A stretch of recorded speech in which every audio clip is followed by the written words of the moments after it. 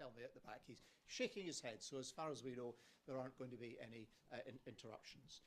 So we have a packed programme for the next hour and a bit, and my colleague, Professor Henry Lee, is going to co-chair the afternoon with me, so I'm going to do the first few, and then Henry, who's from this faculty, so this is Henry's building, I think, brilliant, is going to do some of the talks afterwards. So we've asked people to stick to time. There are plenty of time for discussions and questions. Unfortunately, a couple of the presenters at the last minute can't be here, and so that leaves even more time. So that will be important. You'll see if you have an eagle eye on the programme that some of the talks are a bit longer than others, and that simply reflected how when we went to each faculty and said, you've got just less than an hour, how would you like to spend it? Some faculties decided they would have 2 or 3 smaller talks and some 1 or 2 larger talks. So that's why it looks a kind of smorgasbord of interest. So we're going to start, if we may, and it's my pleasure to introduce Ashley Gulowski. I practiced that, and even I can't get it right, from our own faculty, the Faculty of Medicine. And Ashley, you're going to tell us Strengthen Later Life, the Forgotten Guidelines. Yes. Over to you, Ashley. Thank you. Okay. Good morning, afternoon. Thank you. Welcome. My name is Ashley Gluchowski, clinical exercise physiologist and researcher in the Healthy Aging Research Group here at the university. Obviously, today my talk is in strength in later life. So has anyone seen this infographic before? Hands up. Okay, these guys are all my faculty, so they don't count. Anyone else? Great, good.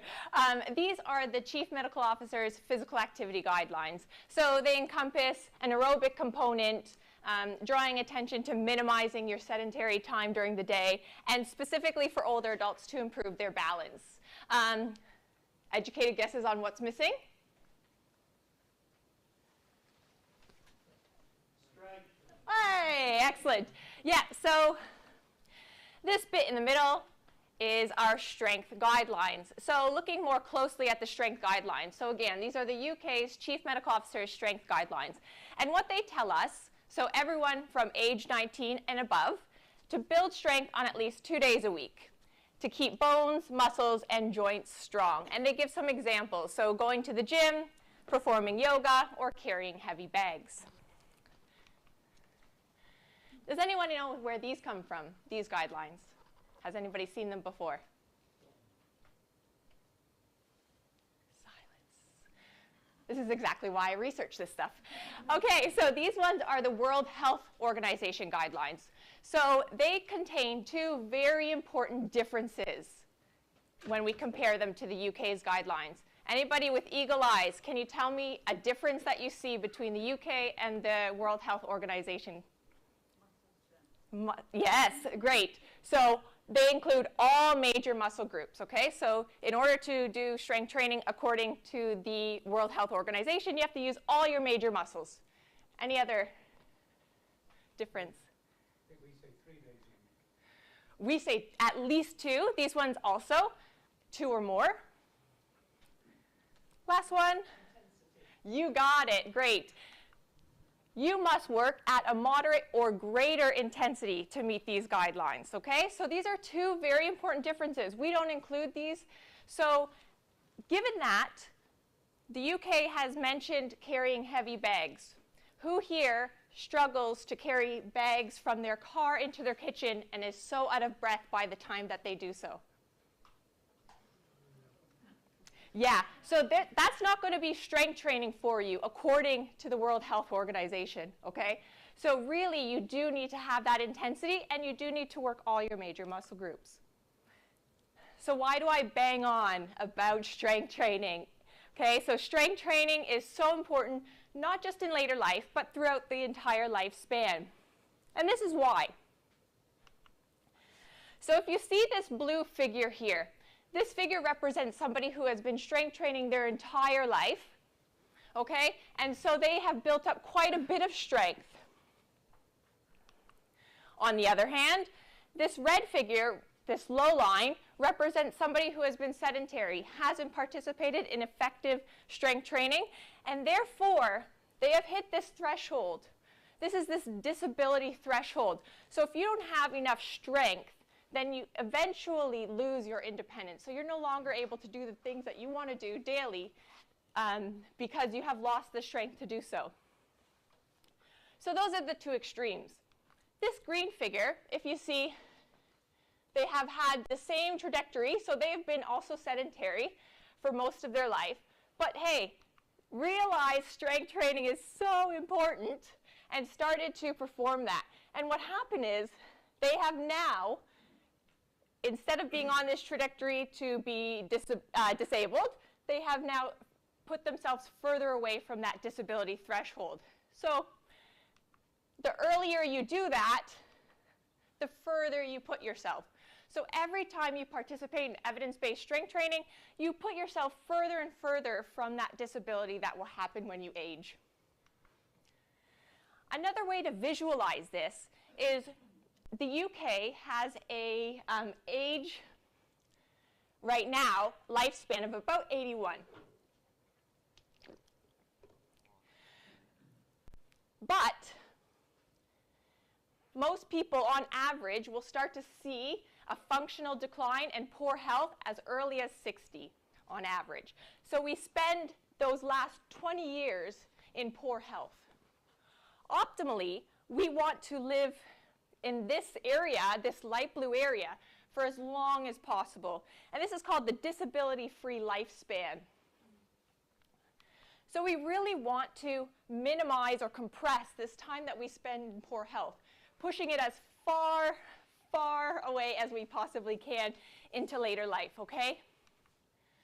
So because strength training is so important for that disability-free lifespan and being able to do what we want to do for as long as possible, the research questions that I posed for this study were, are older adults aware of the strength recommendations in the physical activity guidelines? Do older adults believe they're meeting these guidelines? And if so, how?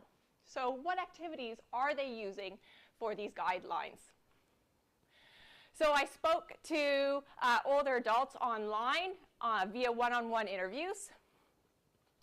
And for this for this presentation, I'll be able to just touch on some of the findings. So of course we talked lots about the guidelines. We talked about barriers to strength training participation, motivators to strength training participation, and solutions to increase the uptake of strength training participation. So awareness.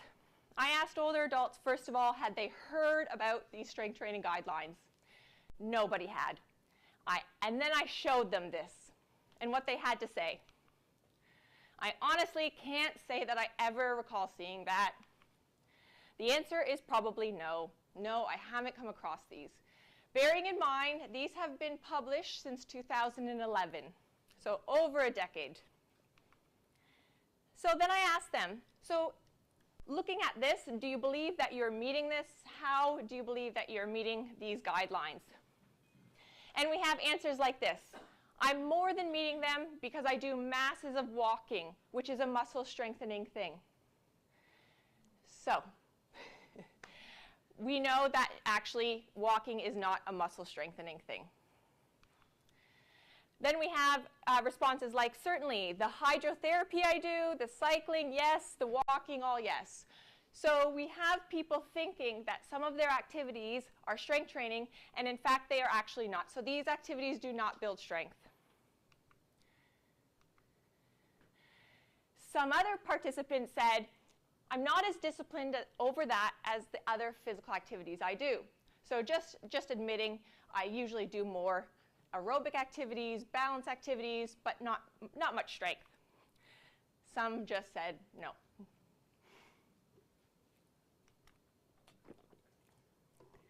So we talked about the barriers to strength training in older adults. And we had some interesting responses. You always know, don't overload yourself. I never push it. If I'm planning my 80th birthday on top of the mountain, I realize if I was going to do that, I'd have to give up the running. Actually, these are the opposite of what we need to be doing. So if you want to be active in older life, you have to be active now. Okay, you really do, and you have to be active with that intensity that is required to build strength. So it's common, and internal ageist thoughts are common, where we think, you know what, as I'm getting older, I should slow down, be careful, and in fact, that's not the case.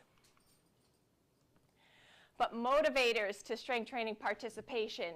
Older adults particularly love the social interaction, connection, so we had a lot of this. I'm not self-motivated enough to keep doing it myself. I need to go to a class because I can't walk out of a class. You don't want to let people down, so you do turn up, and it's not so easy to find excuses not to do it. Okay, so having that accountability really helped. And I get more benefit out of it and push myself harder because I'm pushing myself against others. Okay, so if you see somebody doing something, you kind of say, well, you know, if John can do it, certainly I can give it a try. So great motivators for strength training in older adults. So finally, some solutions. Increasing awareness, why I'm here and why I do what I do. So please, if you are forward-facing, if you are an older adult, spread the word. Awareness itself is not enough to change behavior, but it's a start. Education. There are so many benefits to strength training. We just don't know them. People just don't know them. So when I tell people the stronger you are, the more likely you are to decrease your risk of cancer, cardiovascular disease, type 2 diabetes. People just don't know that. So we have to do a better job at educating. And of course, the activities. If you're finding something like carrying groceries quite easy, that's no longer exercise. That's just physical activity. So that doesn't count. Social. Find a buddy, get social, do it together. So this is a whole long sentence, but essentially we see a lot of things, or we hear a lot of things. 42% of the population is doing strength training. Well, I would urge you to interpret that with an abundance of caution, because what older adults might be putting down on those surveys may not be strength training, okay? So be very careful. And again, like I said, researchers and practitioners, if we're in the room, please do spread the word, okay? Accurate information and providing ability-appropriate classes for older adults. If you want to read more, it's under this title. A lot of people just go for walks and don't do anything else. So you can go ahead and read that on your own time if you like. The second part is I went on to ask exercise instructors what they thought about exercise and the guidelines with older adults. Are strength training prescriptions for older adults aligned with the guidelines? So I asked our exercise instructors in the UK. And again, I'll just touch on a few themes. So again, we of course talked about the guidelines. We talked about barriers to strength training and the differences in the interpretation of strength training. So awareness. You would hope that our exercise instructors knew about the guidelines. Some did, some didn't. We've got very aware of the guidelines, but what guidelines? There's probably lots of guidelines. So mixed reactions from our exercise instructors.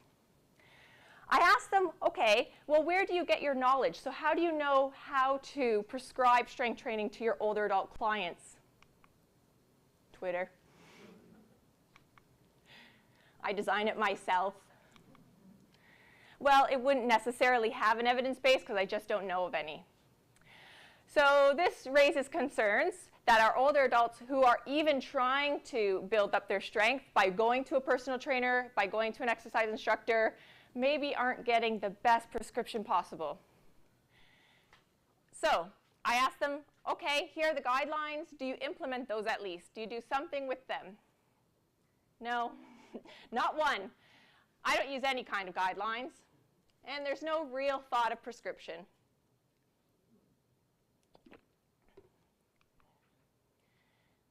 the barriers to building strength as far as the exercise instructors found is to do with purpose and potential. So first, our instructor said, I don't feel you need masses of strength, because why? What's the purpose? So unfortunately, if you remember that strength curve, every time you get stronger, you push yourself further and further away from that disability curve. The stronger you are, the more likely you are to reduce that risk. So for every 5 kgs of strength you build, you decrease your risk of another 15% of cancer, decreasing 15% of cardiovascular disease. So there is a purpose to building strength. One instructor said, older adults don't think they have the potential, and that's a big barrier, because if they even try to tell, they try to do an effective program, older adults just don't think they have the potential to build that strength. And in fact, they do, of course. Language, a huge barrier. This instructor mentioned that she couldn't even say exercise, or the person or people would just get up out of the room and go. So if I said strength training and you guys all went, wow, okay, so they couldn't even bring up these words. They were just so triggering to our older adults. And when she said strength, it was just an immediate association with rippling muscles. And again, they got up and left. Now, this is a very interesting theme. Our instructors interpreted these guidelines in very different ways, okay? So for this one, they thought that they looked at the guidelines and thought, okay, or they had strength training, and they thought that's probably not engaging. So they've gone down a social side, so social prescription rather than physical. And while that's great, you do need some physical prescription.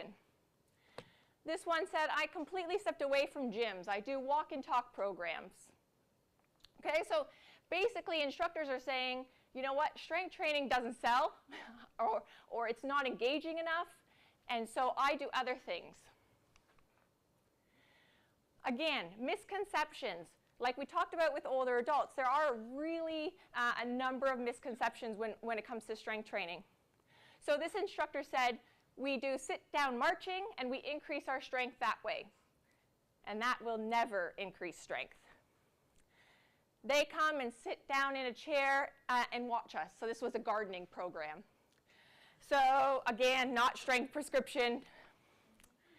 And again, this topic of ageism comes up once again, like it did for our older adults. And our instructor said, well, squats is not a good example of strength training because they're quite hard. And so when I talk about ageism, I talk about thinking older adults can't do something just because of their chronological age. And squats aren't hard because you're old. Squats are hard because you are deconditioned and you don't do them.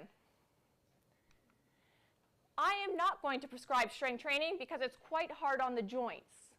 Another misconception, strength training is actually really beneficial for the health of the joints. I don't want to be known for causing an injury. Again, strength training reduces your chance of injury. So yeah, so just thoughts that we have that we don't want to continue the myths. So in conclusion, okay, there is unfortunately a minimum amount of evidence that strength training programs for older adults are underpinned by any sort of guidelines or evidence. There is a severe lack of emphasis on load, in which I mean weights, intensity, and progression. So what do we need? Do we need to put an implementation handbook together for our instructors? Do we need to update our teaching materials? Maybe a re-education of instructors in the field, because what we need to do is we need to do a better job for our older adults. This is the second paper that is in preprint right now at SportRx IV, if you want to take a look at that. And contact me if you want to talk more. Thank you. Did I go over? Oh, okay. Ashley, thanks for getting us off to a great start. Absolutely super and very motivational. Thank you. Well. A couple of questions. My colleague David has the microphone. So a quick question and a quick answer because we're conscious of time. Okay. If you could just introduce yourself as well so we know who you are. And then there's one right at the back. Okay, hi, my name is Julia Horn. I am 62. I am a weightlifting, powerlifting champion and instructor. Fantastic. I'm also a weight training teacher. And I think there's two things I wanted to think for you to try and research into. Okay. Firstly, go into a gym and have a look at the baseline weights of what's available because the bars start at 10 kilos and they need to start at 5 and lower. The weights, the starting weights in the gyms need to be lower and the machines need to be smaller because they're inaccessible. Okay, the second thing I think is to have instructors like myself who are a little bit older who actually understand the process. And finally, I started training when I started at university, which was when I was about 18, 19-ish. And I can assure you that that's absolutely accurate. Thank Okay, you. Right, thanks. Thank you. All right. Very much. Great stuff. Okay, thanks.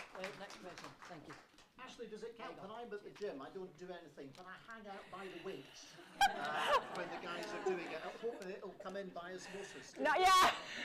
Does Not that- exactly, not unfortunately. exactly. I'll think again. Question right at the back. Hi, Ashley. Thank you. Really enjoyable. I'm Jamie McPhee from Hi, Manchester Jamie. Met University.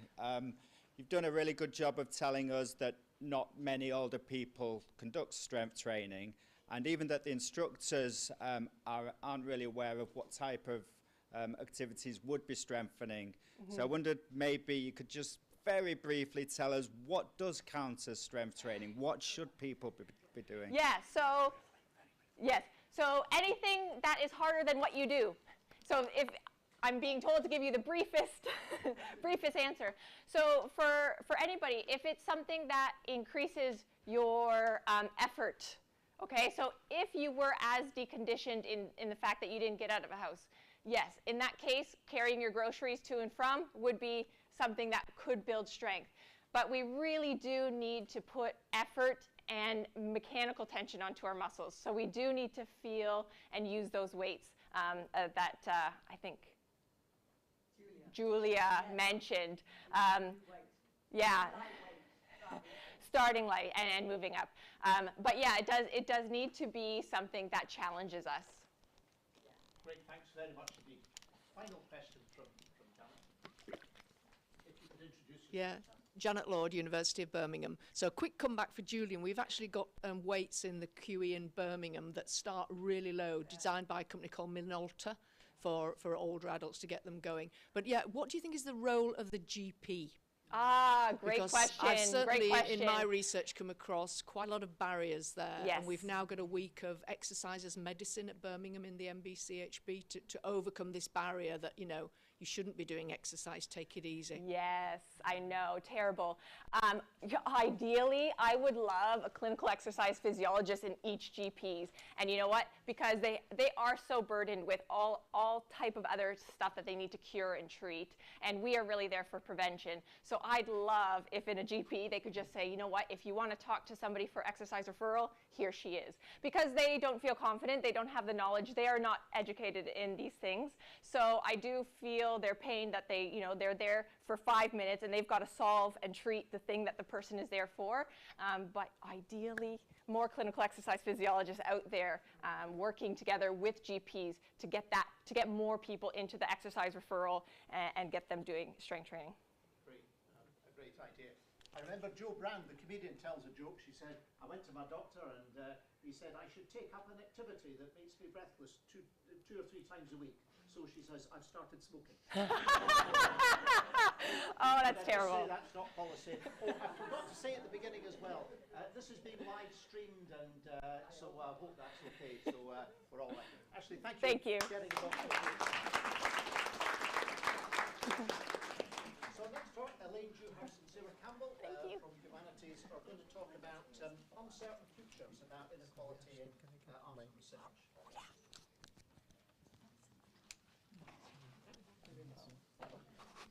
Thank you. It should just work if I just press. Yep. Oh, brilliant. Good morning, everyone. just to a little bit more depressing, unfortunately, than that wonderful talk we just had. Unfortunately, my colleague Sarah Campbell wasn't able to be here today because she's unwell with some sort of flu or something horrible. There's lots of horrible bugs going around at the moment. Thankfully not COVID, but she is quite unwell. But thank you so much for having me here to talk about this project that we've been doing in Humanities around older women and the inequalities that they face in later life. And sometimes when I talk about this project with my students, I say to them, you know, how many of you are over 50? And we tend to get not very many in that cohort. And then I say, how many of you want to live past 50? And then, of course, that sort of, we get a lot of hands at that point. And then I said, how many of you want to live a fulfilling life past 50? Ashley has told us how to do that, so now at least we know that. But I think a lot of the students are all like, oh yes, definitely want to do that. But unfortunately, what we found through our research is that for many older women particularly, life can be much more challenging and they face a lot more inequalities than certainly we even imagined that they did. So this is an art and research project. So it essentially is it's kind of a participatory research project where we engage with 100 women from across Manchester, lots of very diverse group of women, and we ask them questions about their experiences around work, whether that work is paid, whether that work was unpaid. And we have sort of generated a lot of, they have been very much a part of both the interview process, but also part of analysing the results of that research. So I'll talk a little bit about that in a moment with you. But first, I just wanted to play this little video we have, which our advisory group of women who are all over 50 made about their experiences as a woman over 50, and here is what they know. So hopefully, I should just be able to press somehow. I'm not really sure how this works. Is there anyone like... Sorry, maybe someone will be able to help me. My technical skills are not brilliant. Oh wow, there you go. Thank you. I know that women over 50 can become invisible in the workplace and in society. I'm a woman over 50, but as active now as I have been in my 20s, if not more. Particularly now, I think I'm probably far more busier than I was in my 20s. As a woman over 50, here's what I know. I know how to bring diverse women together and use their transferable skills. I know how to manage and promote accessible working system, providing a trusting and caring work culture. I know how to say no to discrimination and racism. That I've lived on this earth for over 65 years. And yeah, I've made mistakes, but I've learned so much more too. I know that I have the wisdom to be able to handle racism in a non-aggressive way. So these are all of these women actually are on our advisory group. We have a really inspirational group of women who are part of this project. And this project is really kind of a wonderful example of the value of community and connectedness. It has developed essentially from a kind of a web of connections that we've made across Greater Manchester. It begun with an artist, Suzanne Lacey, who I'll talk about in a moment. We have Manchester Art Gallery, which is our hub essentially where everything happens and has glued us all together as part of this big project. We have an advisory group made up of these wonderful women who are just incredibly inspirational and active. And then we have a research team from the University of Manchester, which is myself, and Manchester Metropolitan, which is Sarah Campbell. So our artist, Suzanne Lacey, she's a renowned pioneer in socially engaged and public performance art.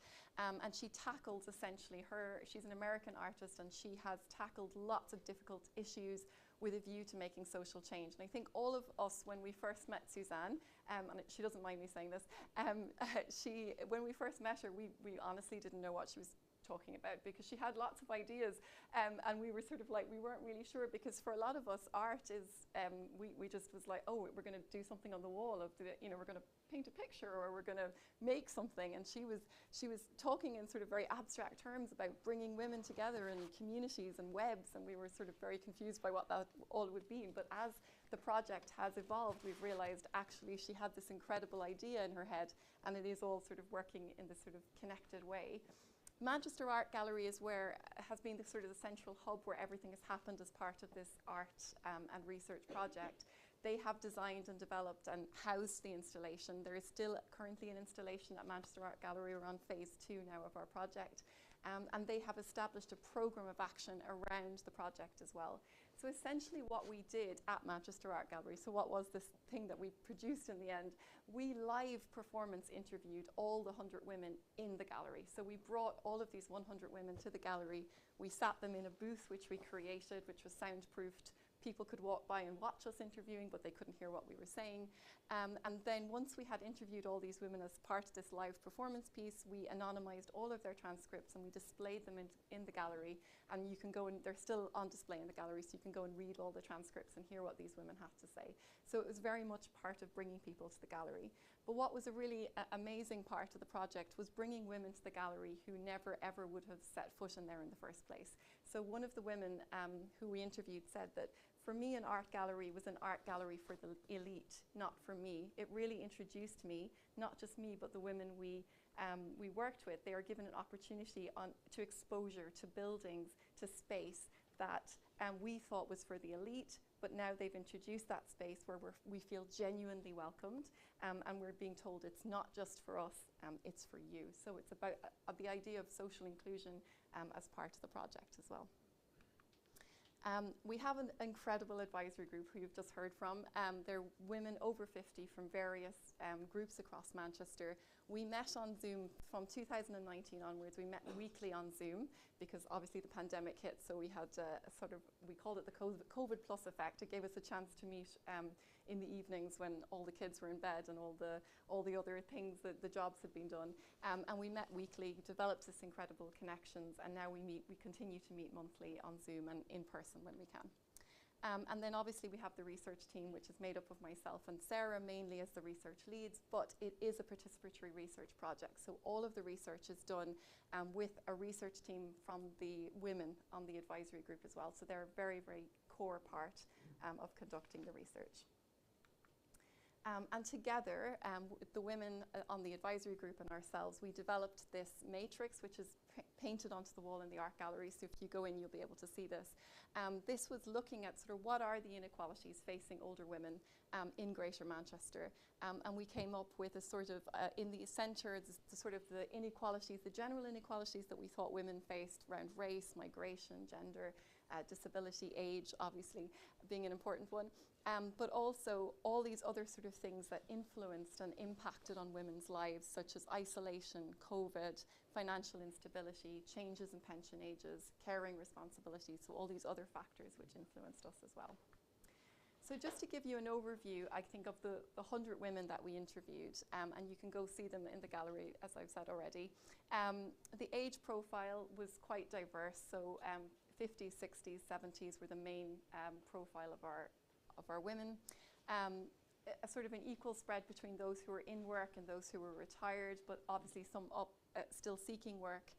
63% were from a minority ethnic background, and I think this is what makes our project quite unique, in that we do have a very diverse spread of women from across Manchester, so it reflects the demographic structures of Manchester as well. Only 36% had a private or occupational pension, so many of these women were living on state pensions. Migration status, we had 12% were asylum seekers. However, a lot of the women were from migration backgrounds as well. And we had lots of women taking part in unpaid labours, whether that is caring responsibilities, so looking after elderly relatives, dependent relatives, or children or grandchildren, or volunteering in some aspects in their neighbourhood or in their communities. So with the women, we sat down, we looked at all the interviews, we read them, and we devised a number of themes that we saw that were rising out of all of the interviews. So common things, 4 common things that were coming out of these interviews.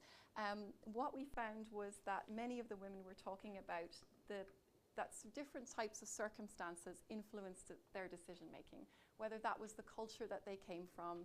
Their gender often influenced how they would make decisions about working, for example, deciding to work part-time or full-time. Their family had huge influences on them, and also their finances.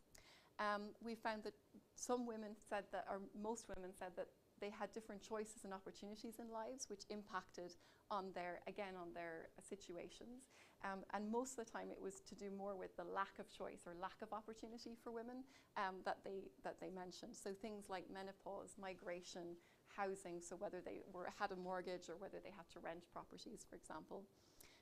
This was a really big part of the project, recognition, contribution and endurance.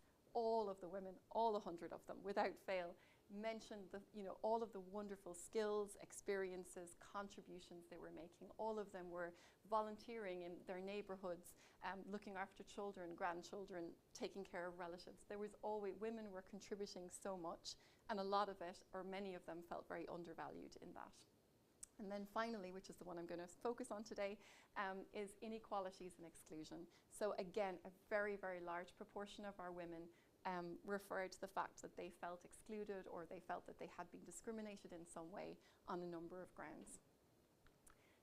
So if we focus on that particular issue, what we found in our research was that many women felt that they faced discrimination on a number of the classic grounds that we would have covered by our Equality Act, for example, race, gender, age, disability. But also we found that women, particularly these older women, were experiencing a lot of multiple or intersectional discrimination. So this is the idea that it's not just on grounds of race alone that they weren't getting a job. It may have to do with the fact that they were older and they were of a particular race or colour that would impact their abilities to get jobs or get work.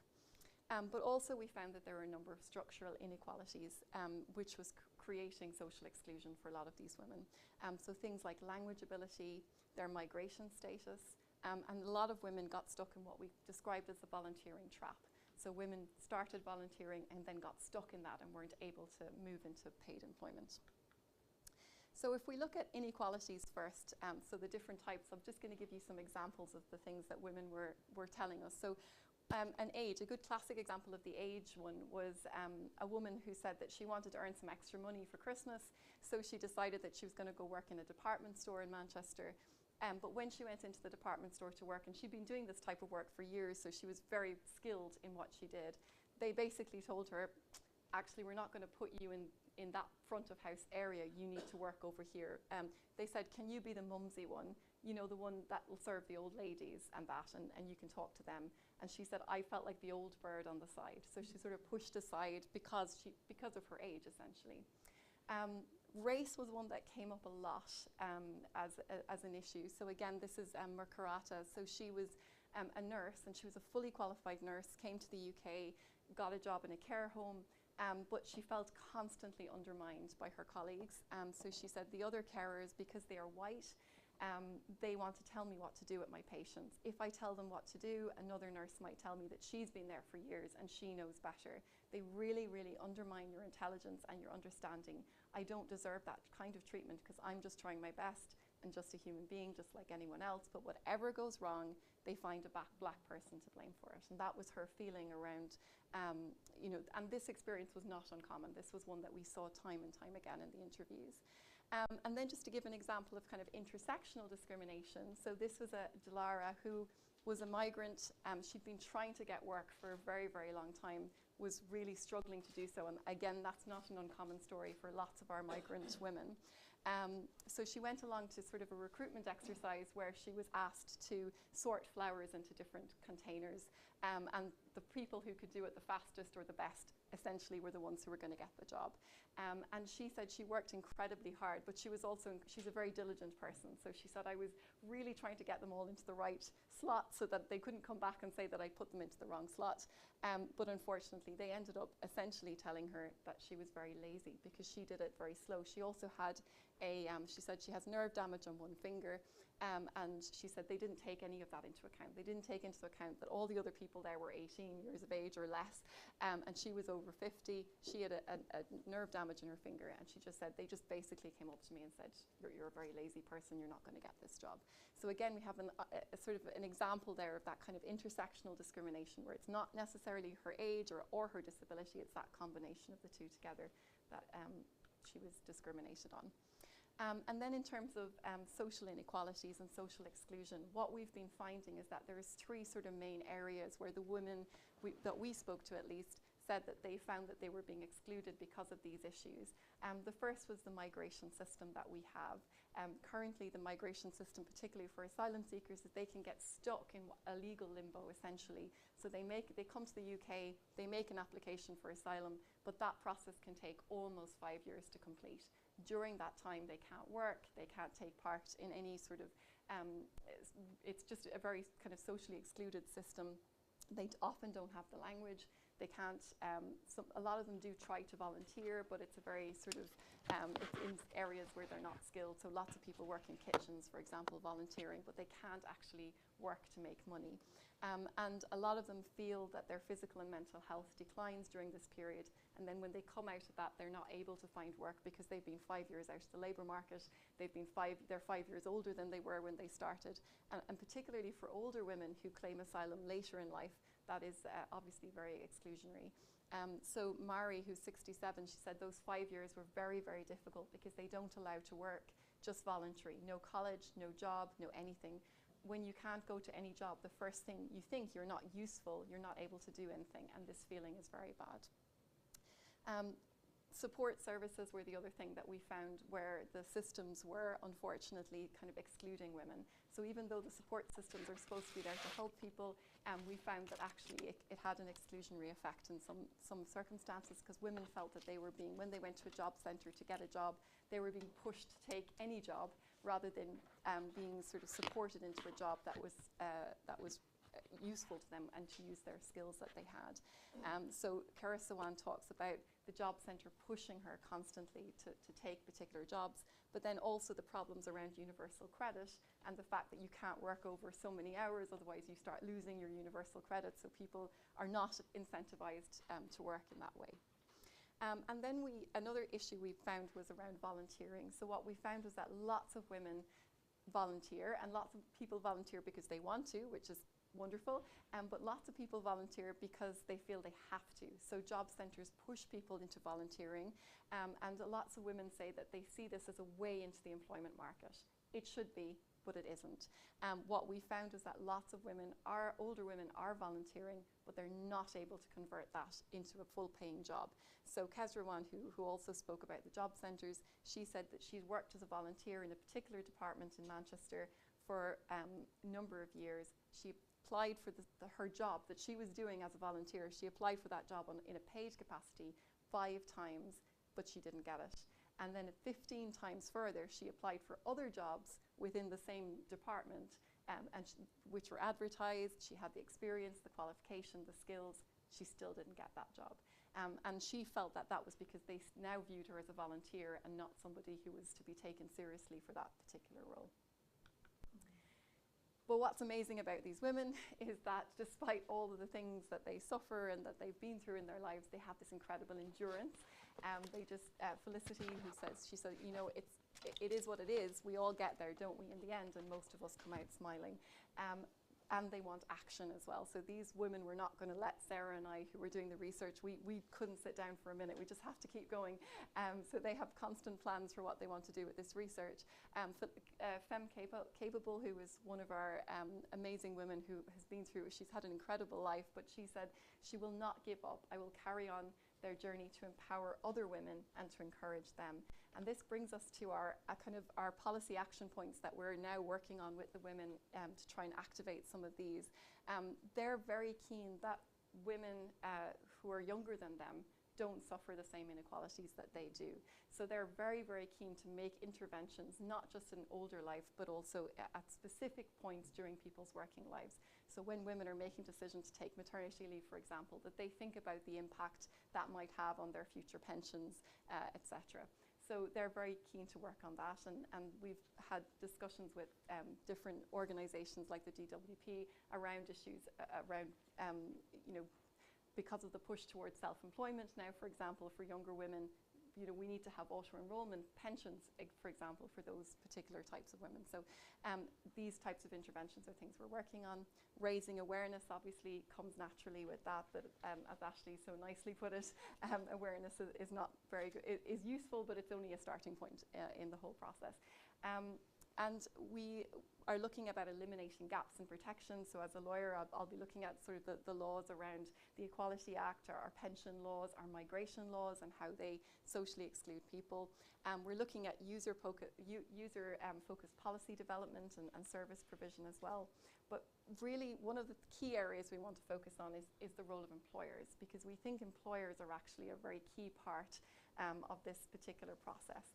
And just as an example of how employers can be so important, we had one particular migrant woman, Victoria. She was 63. She migrated to the UK 22 years ago, and she had a very typical migrant experience. So she came here, she was in immigration limbo for about 5 years before they were able to provide her with a full-time status in the UK. She worked on 0 hours contracts for agency work.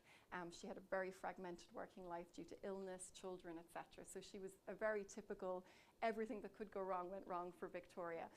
But then she said there was this light bulb moment when an employer spotted her.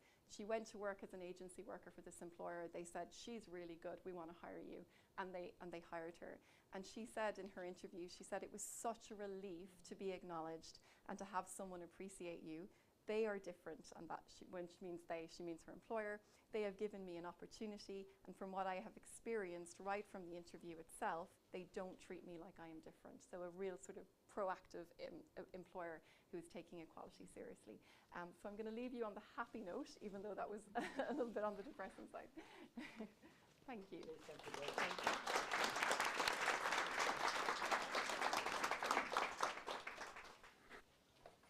Great, thank you very much, Lee. Much appreciated that.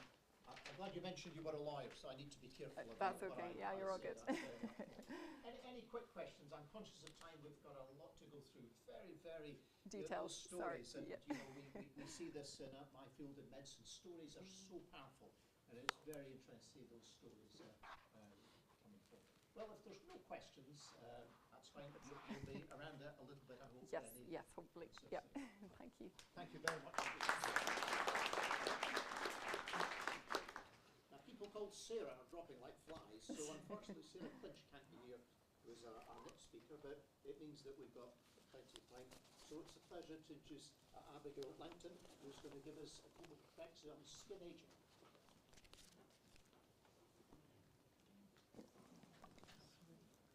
Oh, yes.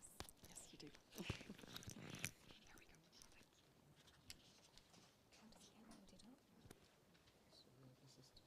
Okay, it's just ready to move on, is it?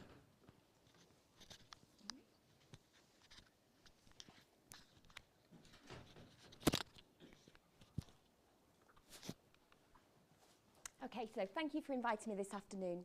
So this is a little bit different than you've heard so far. This is some basic science into thinking about how our skin ages. So why is it important to research skin aging? Well, we know that populations around the world are rapidly aging. And it's predicted that between 2015 and 2050, the number of people aged 60 years or older will rise from 900 million to 2 billion. And like every other complex biological system, the skin grows, it matures and ages throughout the life course. And skin aging is associated with a reduction in our functional capacity. We become more susceptible to diseases, skin diseases, cancers. But skin appearance is also a really key observable feature, and we know that has an impact on our emotional and our mental well-being. So when we think about aging, we want our aging to be healthy. And so we have two processes when we think about the skin in its aging process. So we have intrinsic aging. Now this is something that we can really do very little about. This is our chronological aging. It's determined by our genetics. Maybe hormones play a role in it, but really it's just a passage of time. But the extrinsic factors are something that we can do something about. So about 80% of the effects of aging is shown on our face, and that's because of the sun and our exposure to the sun. But things like pollution will have an impact on our skin. Whether we smoke, our healthy lifestyles or not, our diet, how much stress we have, all of these play a role in our extrinsic aging. And when we think about clinically how the skin ages, this photograph really typifies somebody who's been a gardener or a golfer for most of their lives. So above the collar line, we can see the effects of the sun on the skin, and this is what we call photoaging. Below the collar line, where the skin has been largely protected from the sun, we can see the effects of intrinsic ageing. And you can see that actually that skin looks very healthy. It's only got fine wrinkles on it. The texture is smooth and the complexion is even. The pigmentation on this part is fairly even as well. And we see that in this area, we'd only have a gradual loss of elasticity in the skin. And by elasticity, I mean that pinch test. So if you take the back of your hand and you pinch it, rapidly lifts and is elastic, and then it returns to its normal position. And that process that we can retain is healthy for our skin. Above the collar line, we see the effects of the sun. And you can see that there's deep, coarse wrinkles. There's a roughened texture. The pigmentation becomes sallow and mottled. And we get a marked loss of elasticity and recoil. And this functional capacity is really important to the research I do. So the reason why we know that this is important is because when we take skin biopsies, which is really what my research does, we take healthy people and we look at their skin below the surface. And histologically, we can see lots of changes that happen to our skin as a result of the sun. So this picture here will show you, in the blue, this is our epidermis, so that's our interface with the outside world. And deeper down, we've got the dermis. And these green fibres in the skin are called elastin. And these are the things that make our skin elastic. It's like a rubber band within our skin. It helps us recoil and stretch. And you can see in young skin, this is healthy skin, that green staining is in nice arrangement. It's got what we call candelabra-like arrangement. And it's joining the epidermis and the dermis together. But when we have the effects of the sun on the skin, you can see that that green staining disappears in terms of its arrangement, but it becomes an amorphous mass in the skin. And it no longer behaves like that elastic band. So that skin would have lots of unfortunate kind of, you would stretch the skin and it would struggle to return back to its original position. The other thing that goes hand in hand with elastin is something called fibrillin. And again, this is like a tent peg in the skin. It holds that epidermis in place, and when you lift the epidermis, it means that the skin snaps back into position. And the effects of the sun on that area, just below the epidermis, is we end up with truncated fibrillin. And again, our skin cannot recoil back to its original position because we get the loss of these tent pegs holding the skin together. So my research has been particularly interested in understanding what our skin looks like regardless of our skin colour. And dermatology research has historically been disproportionately focused on white Northern European skin. As a result, our knowledge gap is great in terms of our biology of people with different skin. So the first question I asked was, is skin fundamentally the same? We know it has the same function. It's there to protect us from the environment. It's to stop water escaping. It's to stop nasties coming into the skin. But do we do it in the same way, regardless of our ethnicity? And the answer is, well, we kind of had the same structure, we kind of had the same composition, but it's not quite the same. And so this study was conducted here in Manchester using volunteers from Salford Royal Hospital, and we looked at students' skin. So we had cohorts of African students and cohorts of Northern European students. And you can see here in these images, in the black skin, we've got this beautiful brown stain. Oh, go back. We've got this beautiful brown staining, and this is the melanin in the skin. So this is what's going to protect our skin from the sun. And you can see that actually what we were finding in the skin was that African skin was slightly thicker than white Northern European skin, and it had more of these convolutions. And this is these parts here. And what that means is the skin was anchored together slightly better than in white skin. But actually the skin was pretty much the same. What we did find that was different was the amount of elastin we had and the amount of fibrillin. So whilst we think African skin would tend to be slightly healthier as it ages because of the protective effects of melanin, we actually see that they have less elastin in their skin and white skin has slightly more elastin. But the fibrillin, which is its partner, was actually more abundant in black skin than white skin. But all these skin types were perfectly healthy. This was in photoprotected, so sun-exposed buttock. So what impact do these differences in kind of the composition of the skin have on skin function? So this we can do non-invasively. So this is not about taking biopsies. This is looking at the skin using a device called a cutometer. And if we apply this to the skin, it creates a vacuum and it sucks the skin up into it. And we call this deformation. So here you'll see the skin is rapidly sucked into the chamber, and then if we remove the vacuum, the skin returns to its original position. And if we repeat this process in 10 cycles, we can start to see if the skin starts to tire. We can also start to measure different things. So there's things like elasticity. There's things like hysteresis, which is the tiring of the skin, and the fatigue. So in the same cohorts of individuals, so our young African skin, we looked in their buttock, and we can see that actually the skin is rapidly deformed into this chamber by about 1 millimetre, and then it returns almost to its original position. And the same was almost true for the white Northern European skin. We saw no significant difference in this young skin. And as we did before, we looked at their skin biopsies and we could see that all the skin was happy. It was in those same proportions where the black skin had a little bit more fibrillin than elastin, but everything was healthy and happy.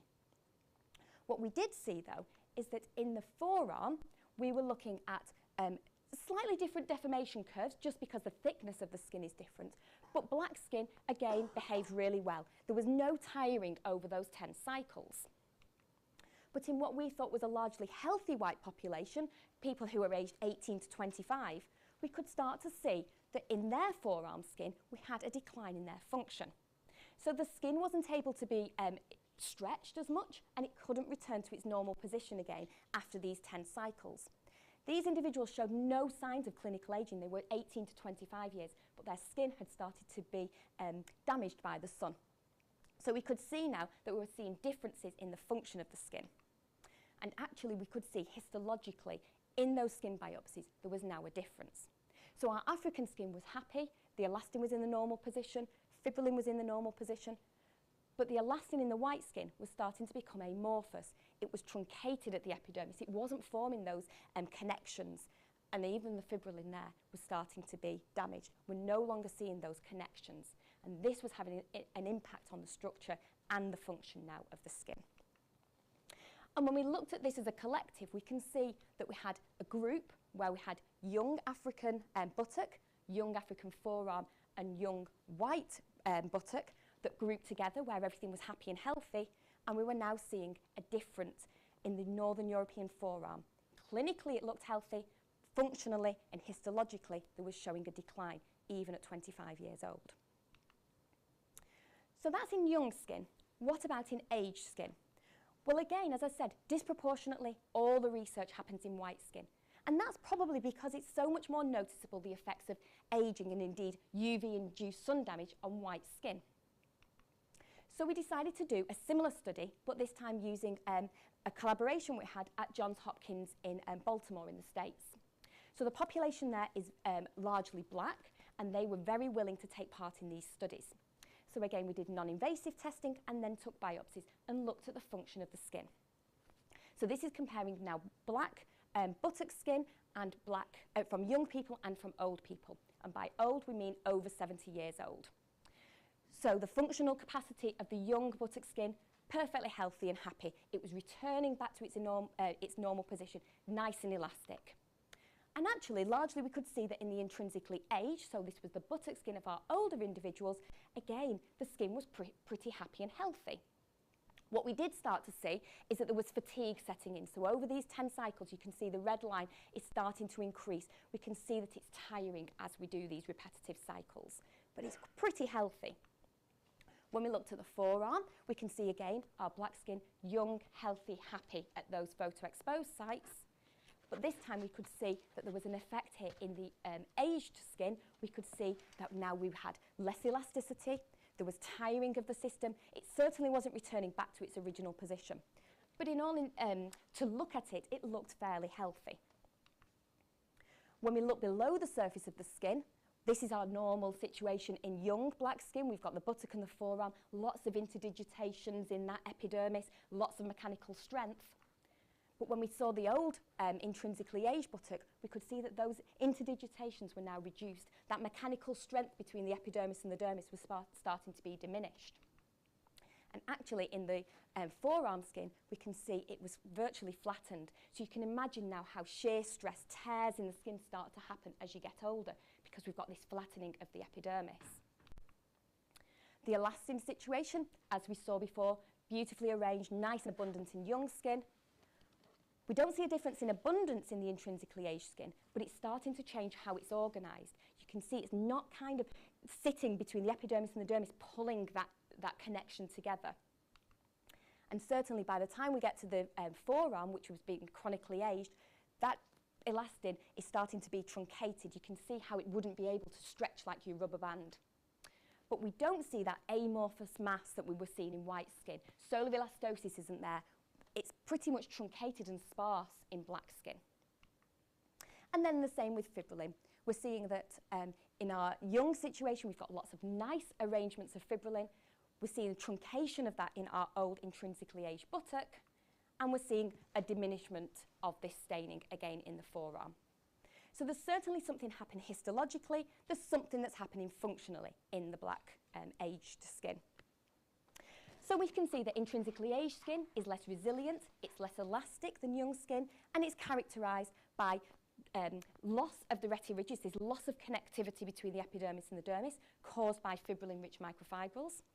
And then we also see in the forearm, we've got complete flattening of the epidermis and the depletion of elastic fibre abundance and organisation.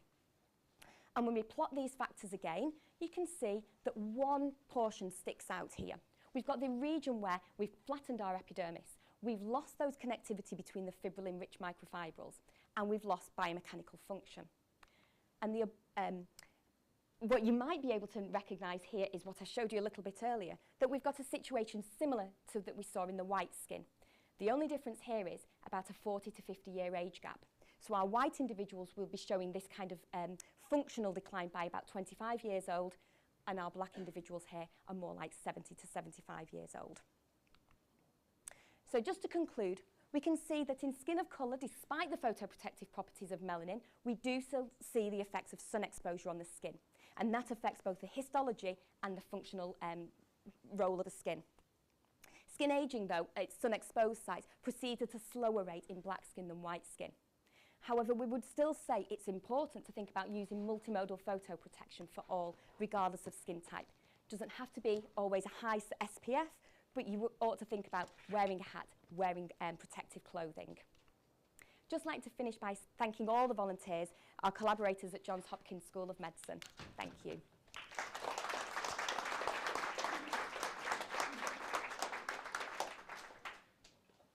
It's very interesting. It's very much to go from stories and to biology, and it just shows the breadth. Do you think you would ever get the situation where using one of the cutometers, someone say in a GP practice, we were talking about GPs earlier, could get a sort of skin test to say, oh, you're at risk, beware, or something like that? Yeah, I mean, it's a really simple device, it's very effective, and it really mirrors what you've got going below the surface without having to take those biopsies. Yeah. Excellent. Okay. Thank you very much, Abigail. Thank you very much indeed. So it's a pleasure to introduce Ching Hong Pan from the Faculty of Science and Engineering, and you're going to tell us about smart personal clothing. Over to you. Thank you.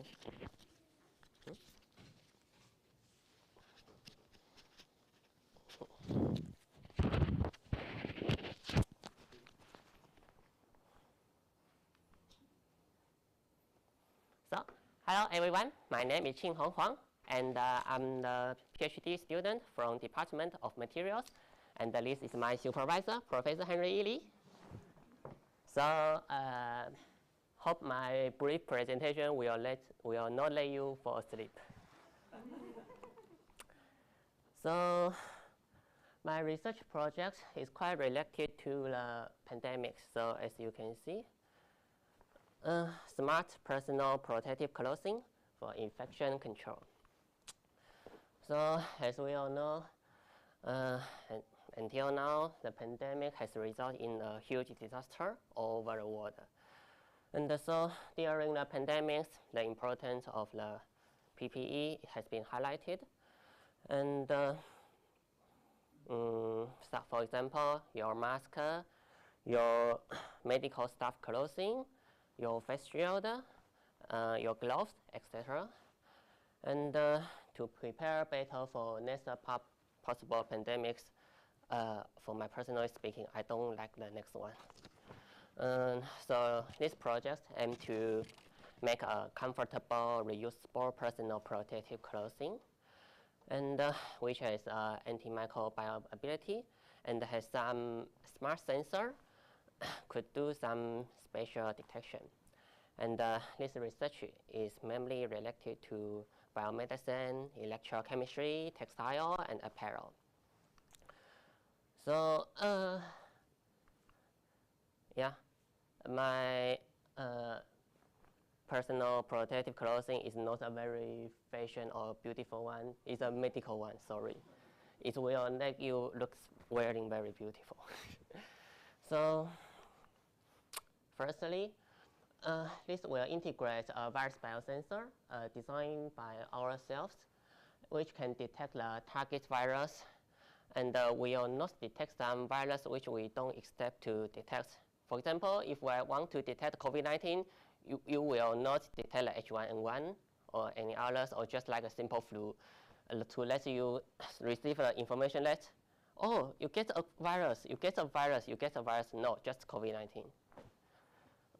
And the second one is the sensor, temperature and humidity sensor, designed by our groups, which can monitor your body temperature and your skin relative humidity.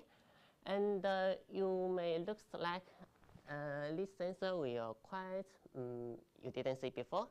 It is a wireless sensor, and it can transfer the information through your smartphone. I'm sorry, that's not iPhone, just Android. So, and it without battery, it's powerless, wireless, and can connect to your smartphone, smart Android phone, sorry. And the fabrics made for this clothing will have some antimicrobial ability to protect your critical area, such as your arms, your chest, etc., to reduce the possibility of you get infected through cutting, or reduce the transmission of the virus or bacteria, etc. And finally, this kind of clothing will reusable. So for its usage in infection control, firstly, it's comfortable. This is the comfort value information simulated by our research groups designed e-thermal CAD, which can simulate the clothing thermal comfort value without doing some real test. Of course, you need to get some real information from the fabric you want to design. And so for its antimicrobial performance, it can protect not only the medical or healthcare staffs, but also the vulnerable patients, such as the aging people, from being infected by infection sources from each other. And thirdly, reusable. Reusable is always better than the disposable.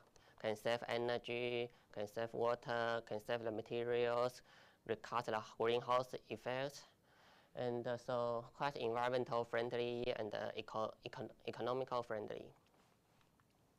And finally, smart. So this is the smartphone app, also created by our group members. So you can read the temperature. The temperature, for example, if you put the temperature sensor in here, you can read the temperature of your chest, or if just put underarm, you maybe could get your core temperature. And so, we are here to call for cooperations for and the participants, because which we make is a clothing. A clothing, of course, need to be worn by the real person, without by the robot, without by a model. And I'm sorry that our clothing is not very fashion or beautiful.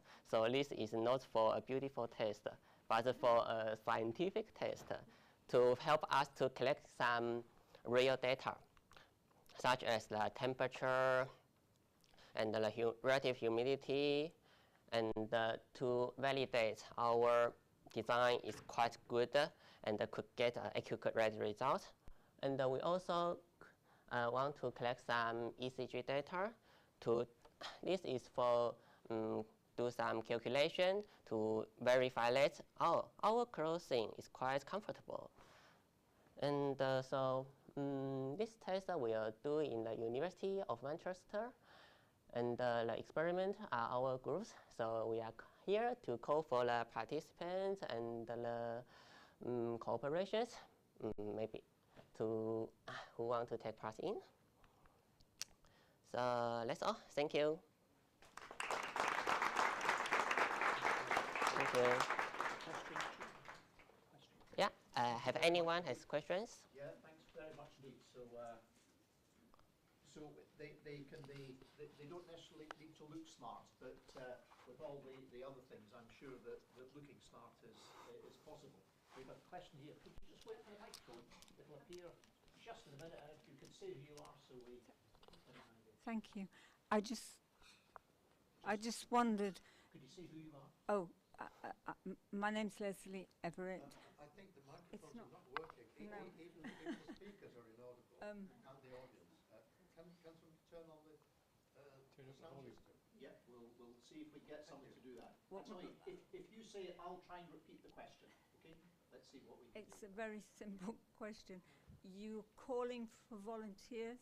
Could you explain what the volunteers would need to do? So calling for volunteers, what briefly would the volunteers need to do? We'll see if we can get the sound fixed up. Thank you. Well, for volunteers, my design will, of course, my design can also be worn by the aging people, can monitor the temperature and the relative humidity without to let the GP come to your phone, come to your home, or you drive your car to meet the GP, can remotely detect on the aging people. But now, recently, I will pay more attention to the medical staff who take care of the aging people. So the volunteers I want to call for will be around 25 to 50 years old. And my colleagues who will also do the presentation later will call for the aging people. Great. Yeah. And if you want to volunteer, you'll be around later so we can volunteer. Okay? Thank you very much. We're going to do what we can best about the sound system. It's the Royce building. We should be able to fix the sound, but we'll do it as quickly as we can. So if you can bear with us. Any problem? You can have my seat at front if you want to be a bit closer to here. Okay? You're all right. Okay? So we're going to, I'm going to introduce the next speaker, then brief questions, then I'm going to pass to my colleague Henry. Thank you very much indeed for a great Thank presentation. you. I think we need the microphone. There we are. Thank you. Who's going to start? Right. So it's a great pleasure to introduce Anne-Marie Money and Alex Hall, who are going to tell us about digitalisation and health. Over to you.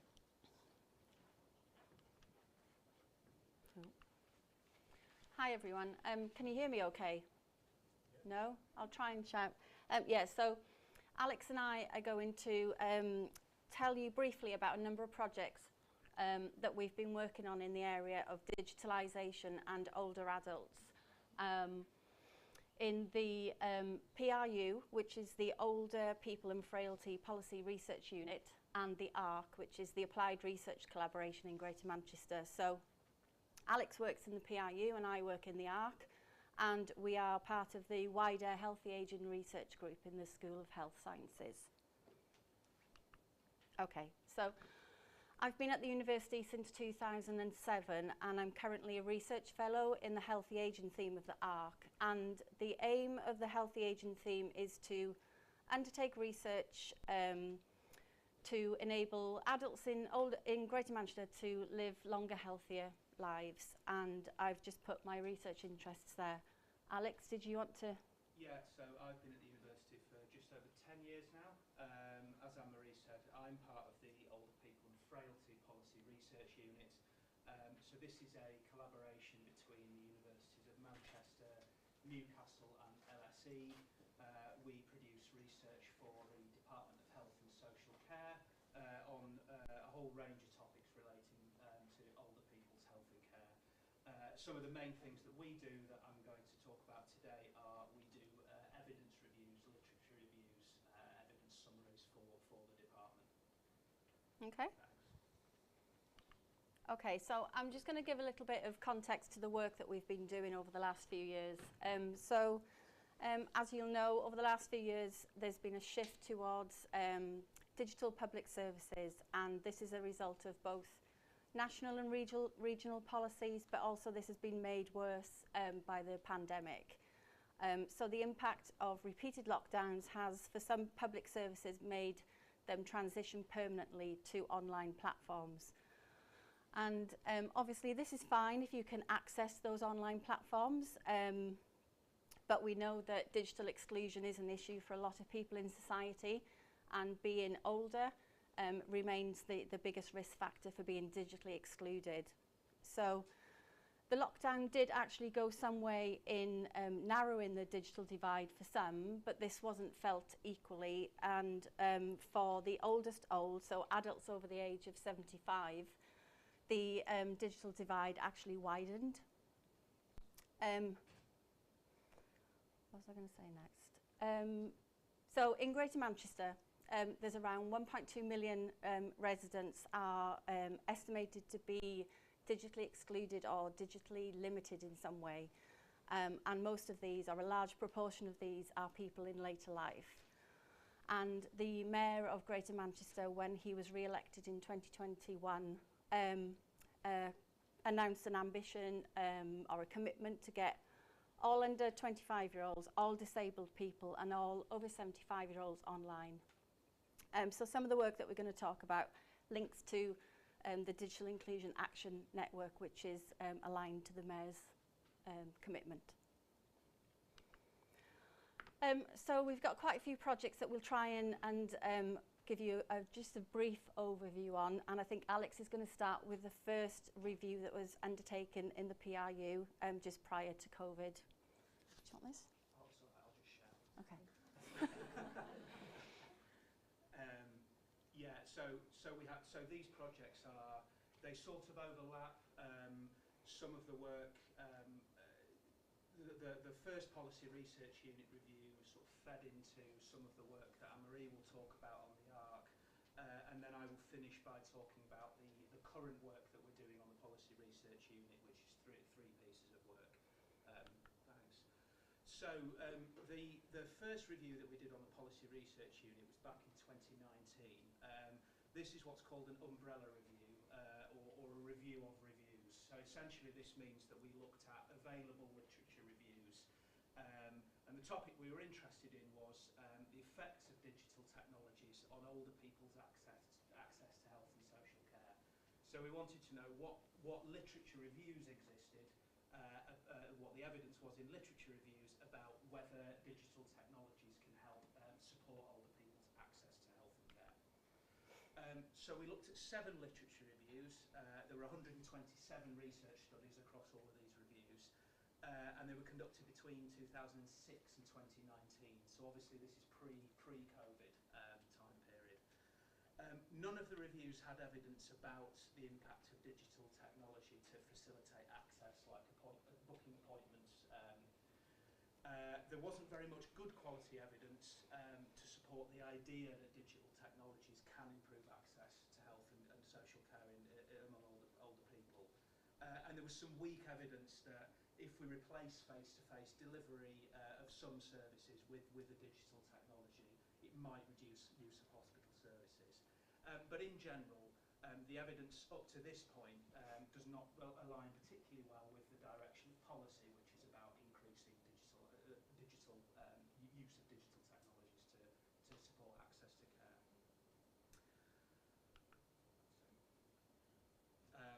So this is the ARC piece. Anne-Marie, do you want to talk about Yeah, I thought you were going to talk about the rapid review. Yeah.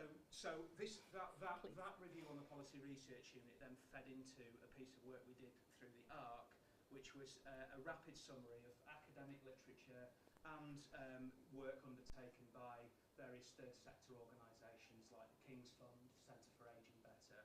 There's an awful lot of organisations doing a lot of work in this space at the moment. So as Anne-Marie said at the start, we know that older people are more likely to be digitally excluded than any other group. Nearly half of people aged 75 and over have not used the internet within the last 3 months. Over a third have never used it.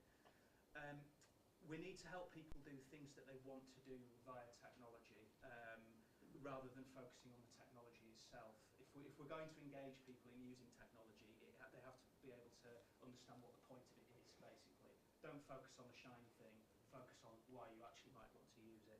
And we know that things like peer mentoring and supportive relationships are important for helping people to learn digital skills. We also know that there are more than 500,000 people aged 65 and above are what's termed lapsed users.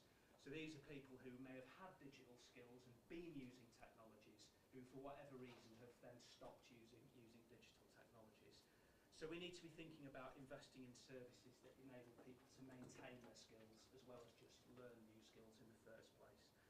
And so we really need to think carefully about what is unproblematic non-use of the internet, so people who choose not to use the internet and they're fine with that, versus genuine digital exclusion, so where people really do want to use the internet and need to use the internet to access various services, but for whatever reason that they can't.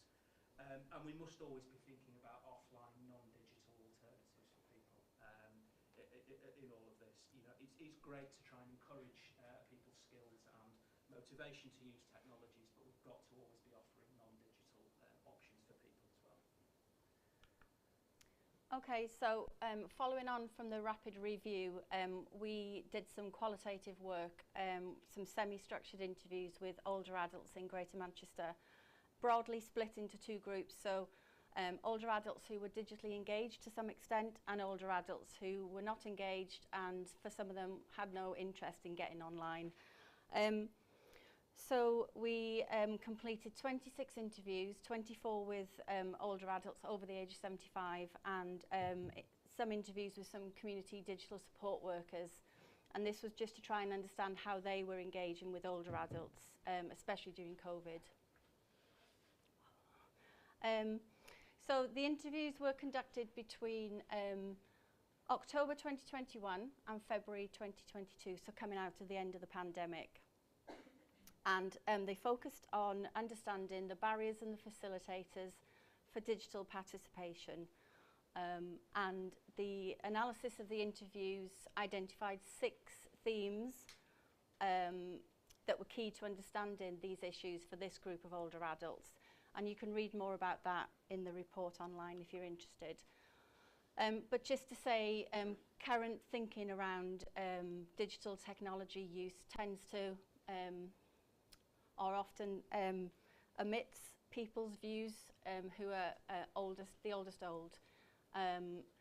What you'll find is that they tend to group everybody over a certain age as older people and treat them as one large group. But what this work showed was that actually they're not a homogenous group, and over 75-year-olds are not a homogenous group. So we need a range of options of digital and non-digital access to public services so that inequalities are not exacerbated for this group of older adults.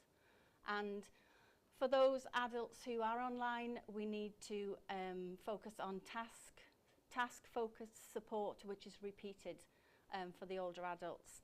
And there also needs to be some communication, some readdressing of communication around technology use, which takes into account older adults' fears around scams and data protection. And in terms of policy, also need to consider the impact of a shift to digital only on other policies which might be aimed at older adults, increasing their physical activity, etc. So I'll just hand over to Alex for the other, oh no, scrap that. So this work was presented to the Mayor's Digital Inclusion Action Network, and the findings have fed into some work that's currently underway with the Greater Manchester Ageing Hub and the Greater Manchester Older People's Network. And they are starting an audit of local council websites. So undertaking certain tasks just to see how age-friendly they are, so applying for a blue badge or council, paying your council tax and so on. So this is work. Oh.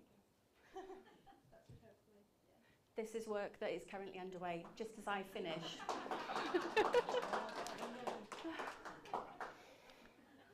Okay, thanks. Yeah, back to the policy research unit then. So I'll just finish with a summary of the current work that's ongoing at the moment. This is very much focused on digitalisation of health and care services since the start of the pandemic. So really looking at what has changed in detail. So we've just finished a evidence review which has tried to map what evidence is available on what has changed in terms of digital access to health and care services during the pandemic. The summary is available on the Policy Research Unit website, and we've put the links at the end of the presentation. So this review, we identified 171 studies in 24 countries. If I just focus on the UK studies, there were 23 studies from the UK, around half of which was set in primary care services. Telephone consultation seems to be the most common technology use, but it's not clear whether this was the sort of the normal standard telephone or whether this was a digital smartphone and any sort of digital functionality there. A lot of the studies have gathered qualitative evidence about people's experiences, and there's also some work that's done surveys of people's experiences. But the main thing that I want to highlight from this work is that there's a major gap around issues of equity of access. So very, very few studies so far have got any data on factors relating to equity. So, for example, people's ethnicity, their education level, their socioeconomic status. And those that have collected any data, very, very few actually do anything with those data in their analysis. So we're arguing from this review that actually it's essential to collect and analyse data on equity factors, because we really need to be thinking carefully about which groups of older people may be at greatest risk of being disadvantaged by a move to digitalised services. So we're following this up with two other pieces of work. The first is a qualitative piece of work in which we're speaking to older people from two minority ethnic groups, so people from South Asian background and Black African or Caribbean background, about their experiences of using digital technologies to access healthcare. We're trying to speak to people from across the whole spectrum of digital engagement, so people who are comfortable and digitally literate, and people who don't use technologies at all and will be digitally excluded. And we're also looking at some quantitative work where we are trying to do some analysis of health records to see whether the mode of GP consultation has changed over the course of the pandemic. In other words, whether people have been seeing face-to-face appointments or remote appointments, what those remote appointments look like, and for which groups of older people. The data here are likely to be very complex and very messy. It's not clear how far we'll be able to answer that question, but we think it's really important work to do to have that understanding about which groups of older people may have been impacted more by digitalisation. We've heard from Elaine earlier, I think, about the issue of intersectionality, and I think that's something that we need to try and look at a lot more in this work. So there are a lot of people on the Policy Research Unit and the ARC who are or have been involved in this work. Anne-Marie and I are just really presenting on behalf of a lot of people. And we've got the websites for both the Policy Research Unit and the ARC there, or you can get in touch with us. Thanks very much. Actually, thanks very much. Should we start the day again then? So we've got a couple of minutes for professional. I know in my area, people with dementia and cognitive impairment and loss of memory say they disproportionately lose out when you try and use digital. So again, identifying those groups is really important, and it's great. Now, because we've only two microphones, I'm going to be your usher, so I'm going to move amongst you. You can say who you are and say your... Hello, I'm Lynn Skibworth. I live locally. I've been on the MICRA list for years. I love these days. It's very interesting. I've learned a lot. The thing that struck me off your screen, I just wanted to comment on it, when you said a third of over 75s, or up to 75s, over 75s, had never used the internet. It reminded me of when I was working in teaching business programs to people as those business programs began to be developed for personal computers used in a business context. And we went to Ashton and attempted to train a group of middle management in using the program. I forget what it was. It's probably a numbers program. But anyway, the main problem, I thought back through the 75, I thought, yeah, they'd have been about 40. Naturally, all middle managers then, give or take a couple, were men.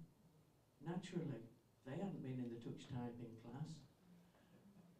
So they were paying us for a fortnight, and I barely got half of them to handle the keyboard by the end of the fortnight that we had the training in. Thanks very much. Not sure if you had an answer to that. I think one of the anybody, if you phone up Inland Revenue and you get one of these and state your problem, they've not got an answer for it. A human being could answer it. I could say my problem is, but you cannot speak to a computer. So there's got to be a human response at the end of this scheme. Yes, I think that's, I mean, I spend a lot of time with my GP. I'll not bore you why. And it's great. I haven't seen him for ages, and he sends me a text. And I said, Gerald, they're so busy, and yet he's time to sit on his phone and type out a text to me. How good is that? Absolutely fantastic. So, you know, digital is the way forward. Thank you very much indeed. That's great. Thank you. I'm going to pass to my colleague Hendrik, who's going to introduce our next set of speakers. This is a microphone you use. If you don't want people to hear, you put in your veil. Okay, thank you very much. That's that. And then thank you for the presentation. It's really, really important one. And we do see the experience of older people access the digital information.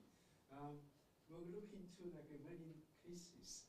Like some of the older people cannot actually get hospital services, and because they don't know how to make an appointment online, and they really struggle.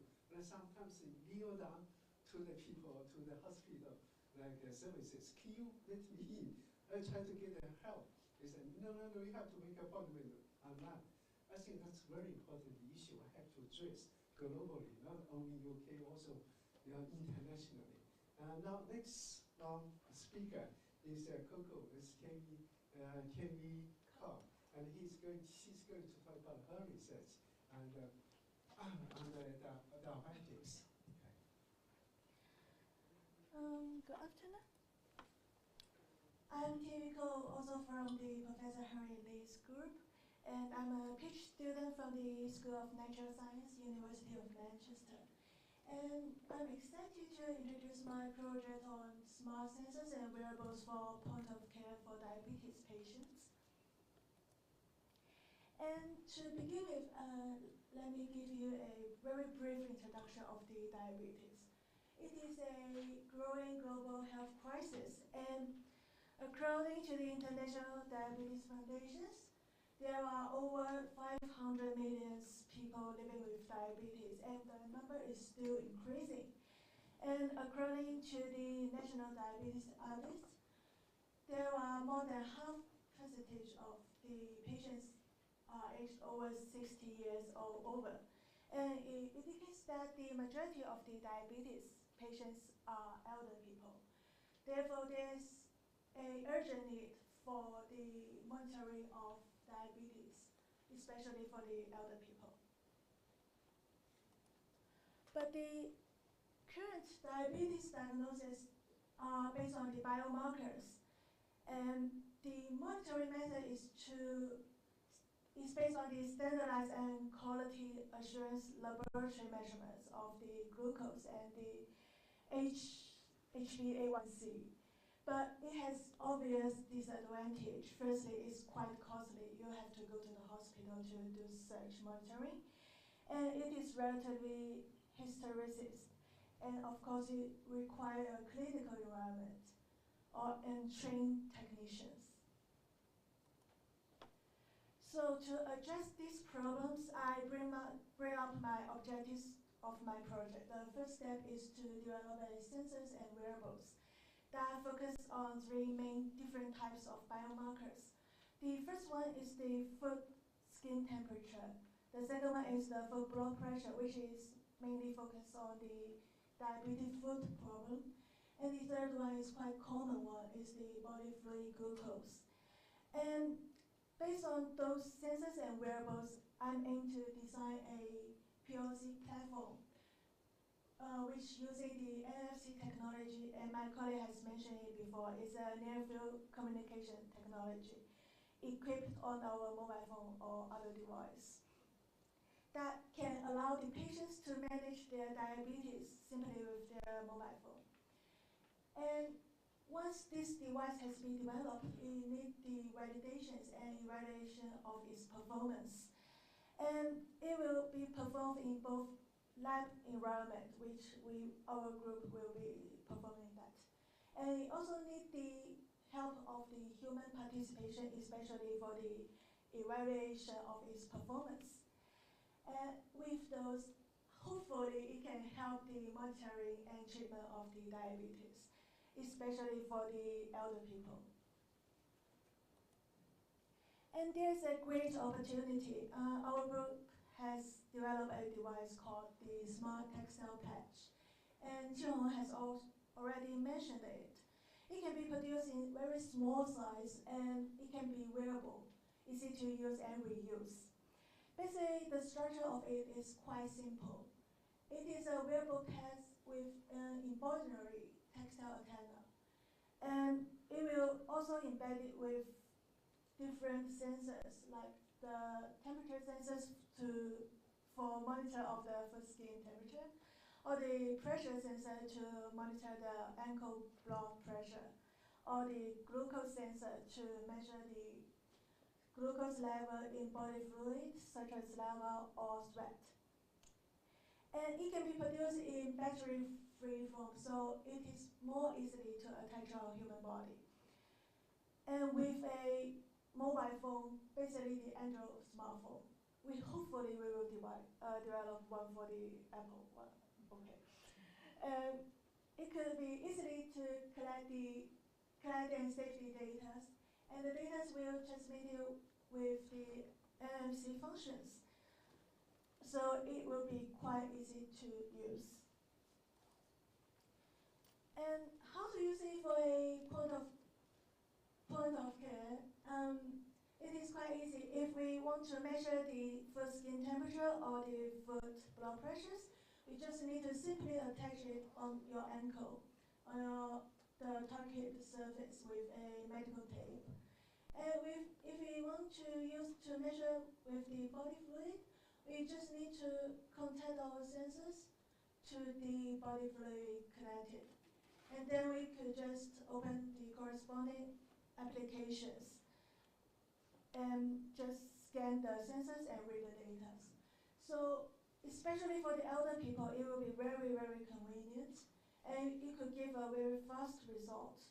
So therefore, we could reduce the need to travel to the hospital, and therefore improve the disease management and improve the patient's independence. But for my project, I need to call the collaborations and participation because I can't simply do it by myself. So we are currently requesting the participation of 8 male volunteers for our studies. And the participation should be aged from 50 to 70 because I'm aiming from the elder people with an average body mass and an average height. And to ensure our accuracy of our study, we are kindly asked the participation should be non-smokers and without no history of cardiovascular disease because it probably might affect the result. And from the healthy control group, the participation should have no history of diabetes, but for the patients group, they should have been diagnosed with type 2 diabetes. And the validation and evaluation including 3 trials. The first 2 are focusing on the foot and is focusing on the temperature sensors and blood pressure sensors. So basically it includes the validation of it on healthy participations. the participants need to wear our device on their feet and doing some very mild activities. And one system is approved by clinical, is called BioPack. We'll use that to monitor the ECG signal and the body temperature or the blood pressure signal to compare the results and doing the validations. And with the diabetes, we want to do a performance evaluations. So the the procedure is quite simply the same, but the diabetes only need to wear our products in a clinical environment under the supervision of the doctor to ensure the safety. And also the results from the BioPack and our products will be compared to evaluate its performance. And for body fluid glucose sensors, we are calling all the participation to do the evaluation experiments because the validation project will be done by us in laboratory environment. And so the participations only need to provide a significant amount of body fluid like saliva or urine under the supervision of the doctors, and we will use our device and the commercial device to get the results and compare to do the evaluation of the performance. And here's my reference. Thank you. Any questions? Thank you.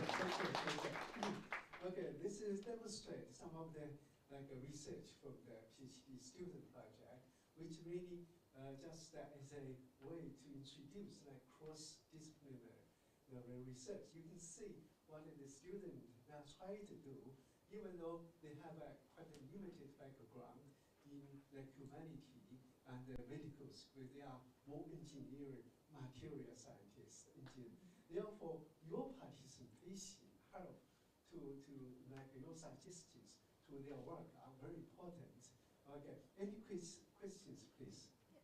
Could you sew those into socks?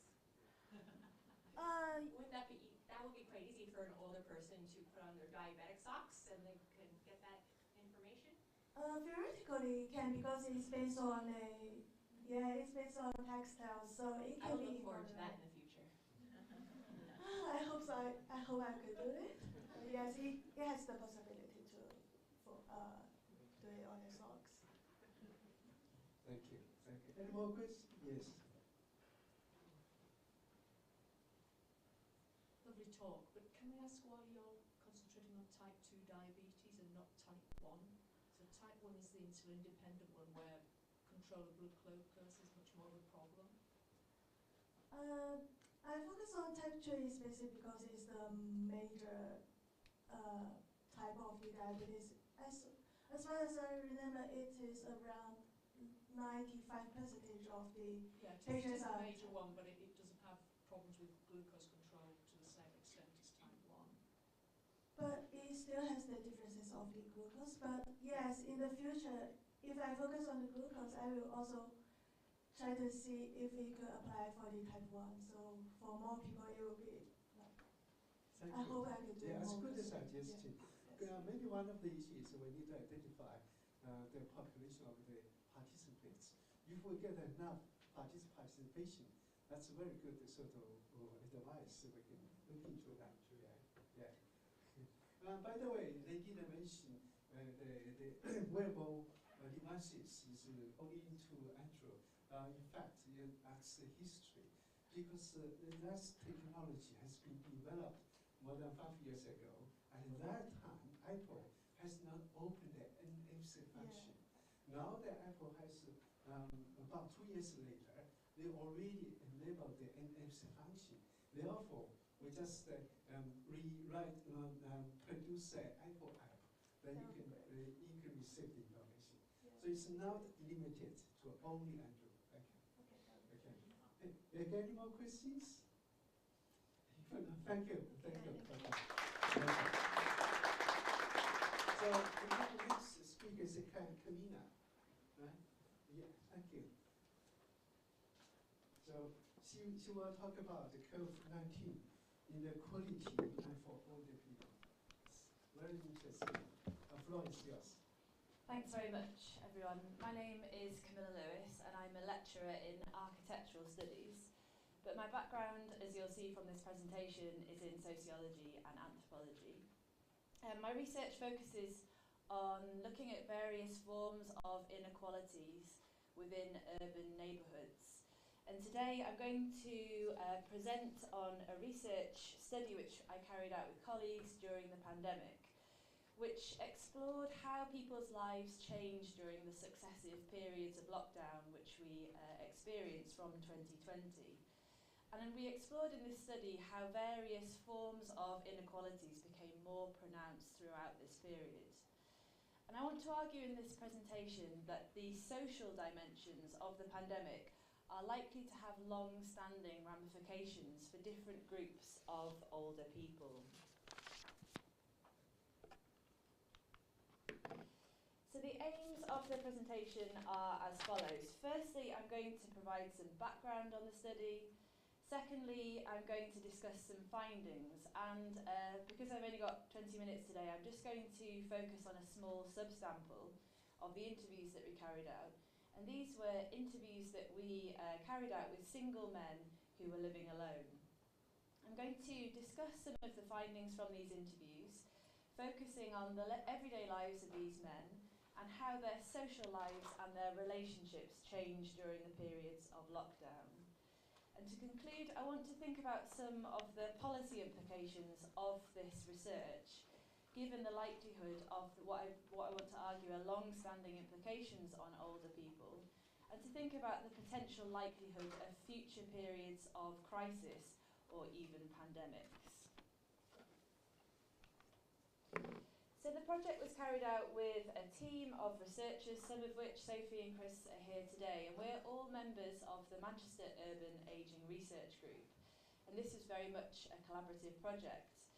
We were funded by the Centre for Ageing Better, the National Lottery and Manchester City Council, and we'd really like to thank these funders for their very speedy responses to our calls for funding back in spring 2020. And obviously, during 2020, we were doing our research during a period of lockdown, so face-to-face research was impossible, and this study was all carried out remotely. And it was only possible for us to carry out this research due to a network of organisations that we worked with. So over the year, we developed a network of 21 community and statutory organisations, and these included a couple here on the slide. So the GM Ageing Hub, Manchester BME Network, the Ethnic Health Forum, the LGBT Foundation, the African Health Network, and many more. And these organisations 3 years ago were engaged in setting up an emergency response for older people. So this included food parcels, befriending schemes, and they were really instrumental for our study. We interviewed them about their experiences of what it was like to work during the pandemic. And they introduced us to people that they were working with from different communities. So a big thanks goes for them for their help with the study.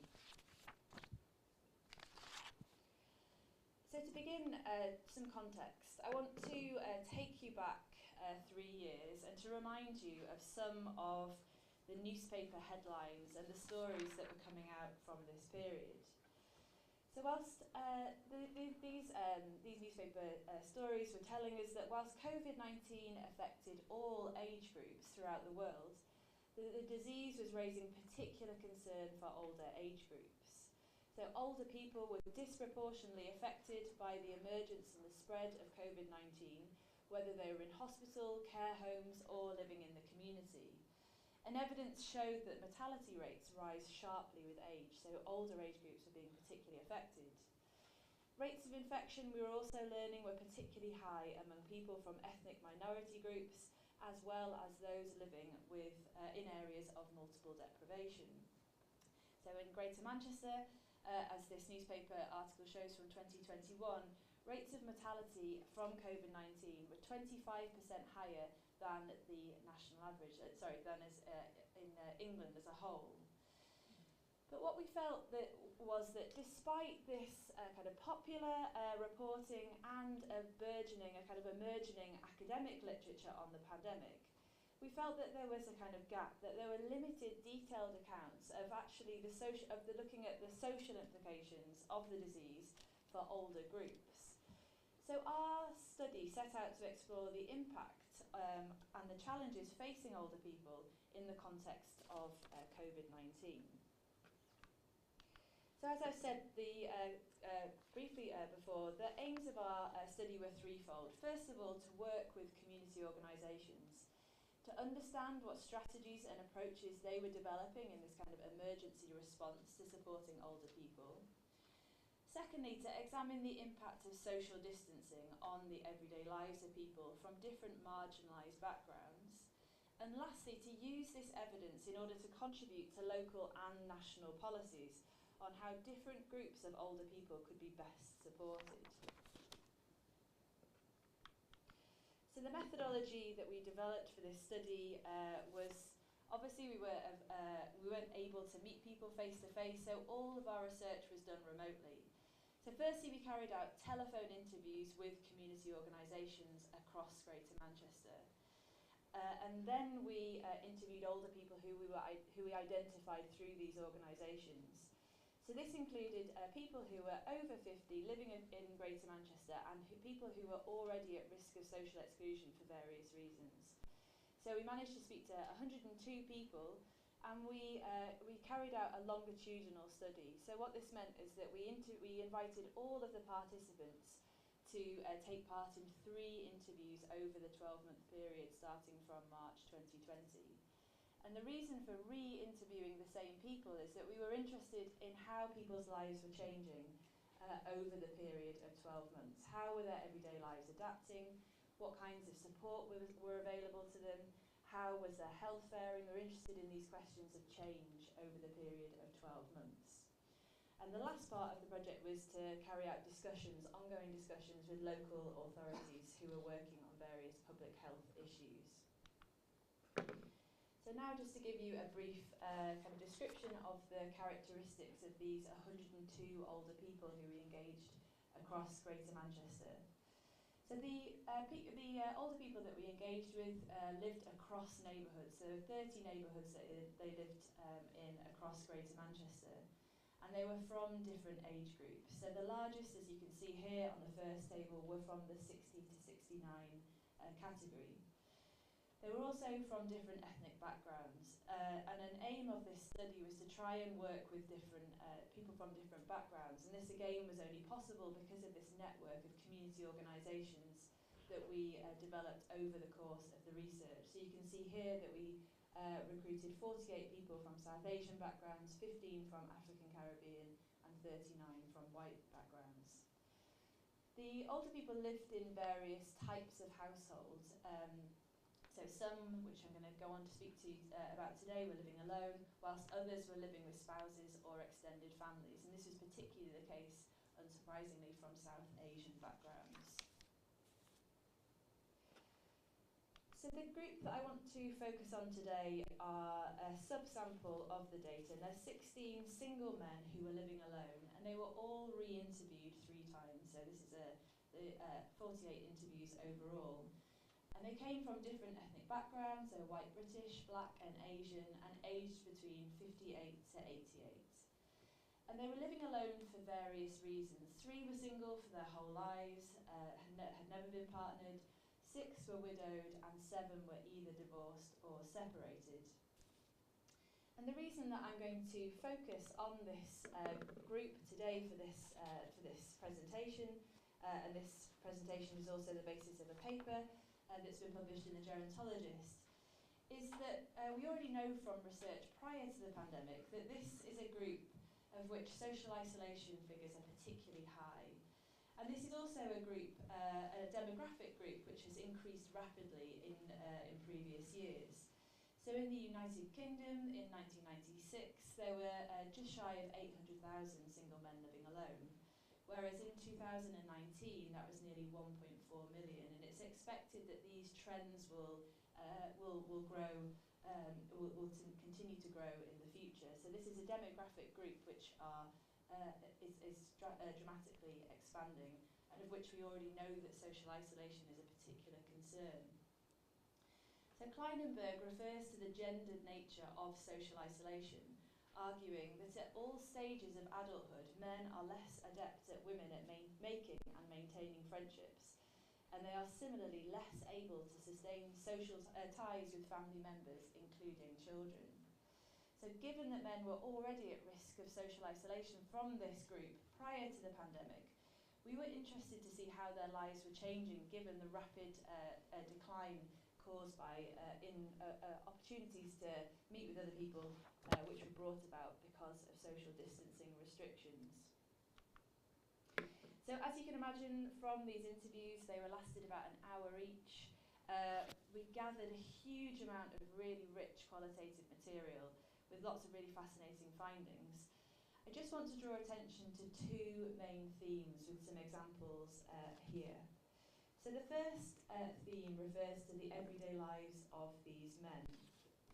And our findings revealed that men adopted different strategies to cope with social distancing restrictions, like all social groups. I'm sure this is I'm sure.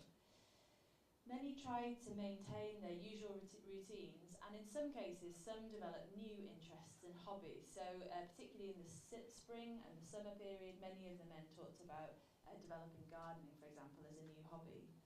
Also, some of these men, going back to the presentation just earlier, joined online groups. So some of the social groups that are available to them before went on to Zoom, or some joined WhatsApp groups, for example.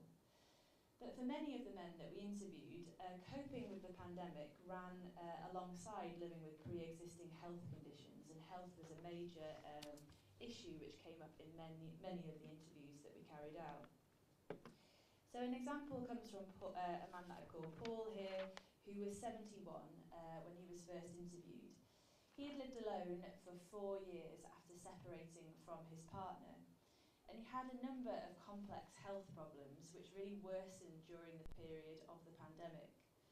Shortly before the lockdowns were announced, Paul had suffered from a heart attack, and he had to use a walking aid.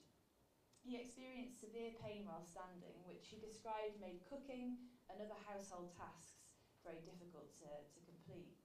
As a result, Paul told us that much of his day was spent watching television.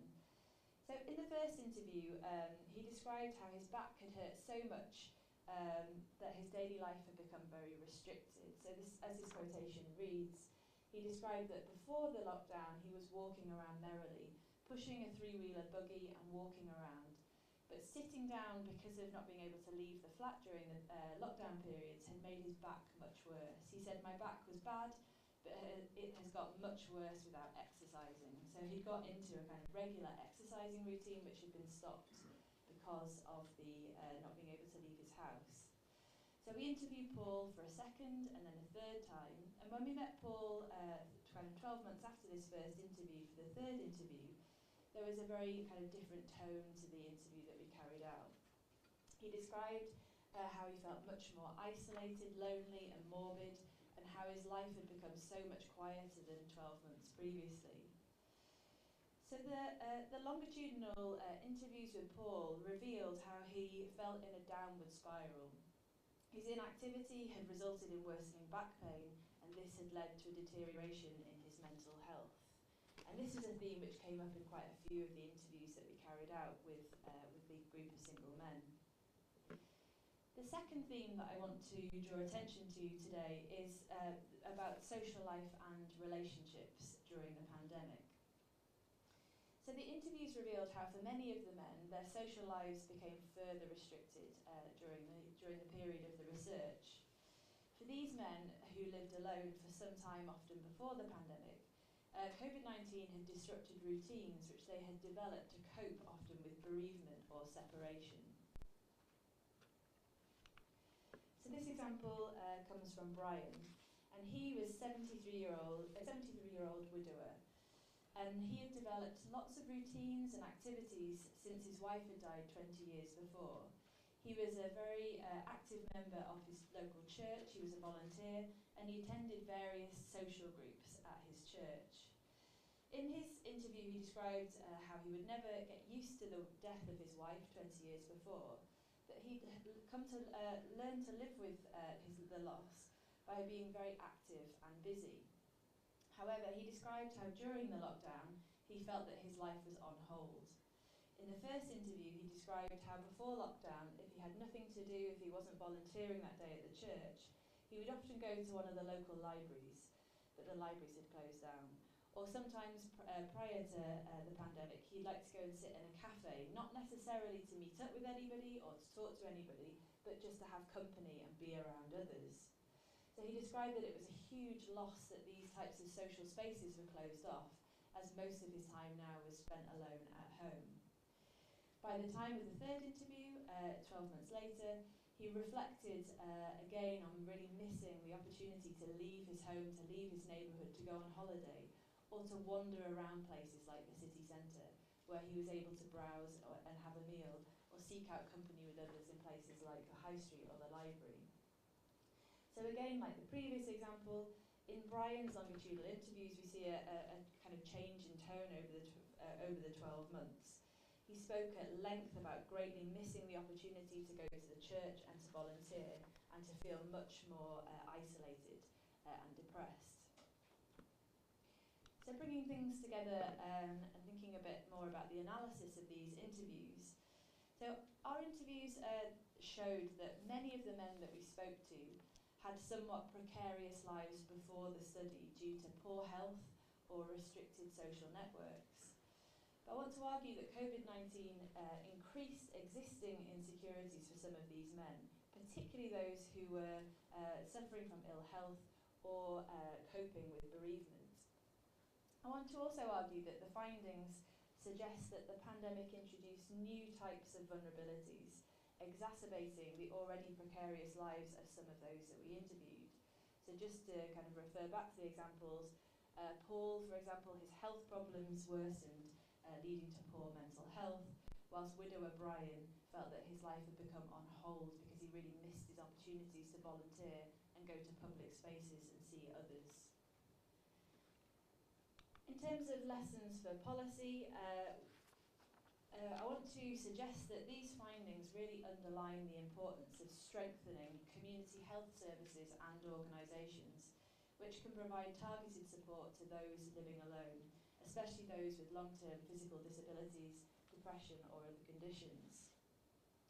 Prior to the pandemic, many of the men that we spoke to relied on facilities in their local communities, and these are what Oldberg describes as third places, such as libraries, shopping centres, cafes, and they went to these places to seek out interaction and to be around other people. The pandemic itself saw a huge shift in the way that we live, to shopping online, healthcare appointments all being online, as well as the closure of libraries and community centres. And many of these services today remain online, and many of the community services that we spoke to the organisations about are still struggling to return in person. Therefore, I want to suggest that strengthening social infrastructure must be a priority, and this is particularly the case in those communities that have suffered the full force of the pandemic, combined with the last 10 years of austerity, and are still characterised today by long-term forms of multiple deprivation. So to conclude, our study showed that the pandemic put a spotlight on the precarity and the unmet needs of some groups of older men, particularly, as I've talked about today, some people, and particularly, as I've outlined today, groups of older adults, such as men living alone. So older people, as we know, were acutely vulnerable to the effects of COVID-19, particularly those residing in neighbourhoods which have already been damaged by the impact of austerity. And I want to suggest that the social dimensions of COVID-19 and their impacts on different groups of older people are really crucial to consider, as social variables will be highly influential in shaping the longer-term outcomes of the pandemic. And following on from this study, the research team and I are now looking at a kind of new period of crisis, the cost of living crisis, and we're interested in exploring what continuities and what differences groups are facing, in particular neighbourhoods in Greater Manchester, focusing in particular on ethnic minority adults. And lastly, if you would like to have any more information about this study, the full study is going to be reported on in a book which will be published by Policy in June, and we're going to hold a book launch at the end of June at the Manchester Museum, and we will circulate news of that through the MICRA mailing list. And also we have a short version of a report that we've written that was published to disseminate the findings to community organisations and policy groups. And I've left a big pile of the reports where Emily's standing at the back of the room, so please do help yourself to those. Thanks very much. Thank you, Emilia. It's really, really important findings. We can see the unmet needs for the elder people, especially some special groups like man, women. Thank you. Any questions from the floor? Yes, please.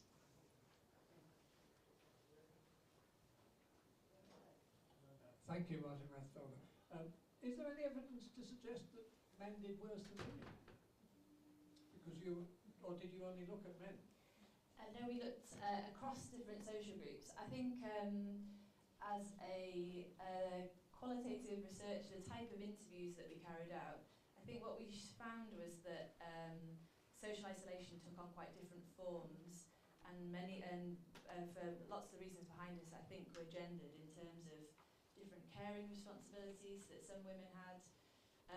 So I'd say that isolation was characterised quite differently among men and women. Whether it's worse or not, I'm not sure if I could make that claim. Thank you. Any more questions? Okay, okay, for that. Thank you very much. Thank you.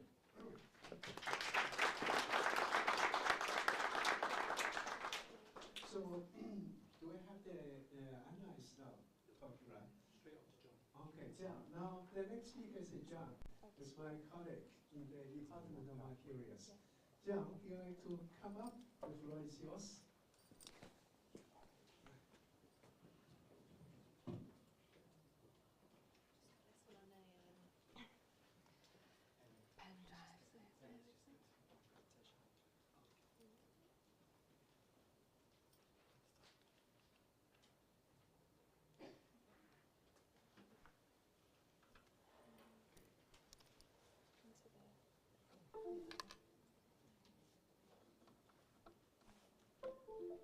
It's traditional for the co-chairs to sing a song during absence, but if there's no requests, we'll just wait with that intriguing pause as the equivalent of a watch kettle never boiling.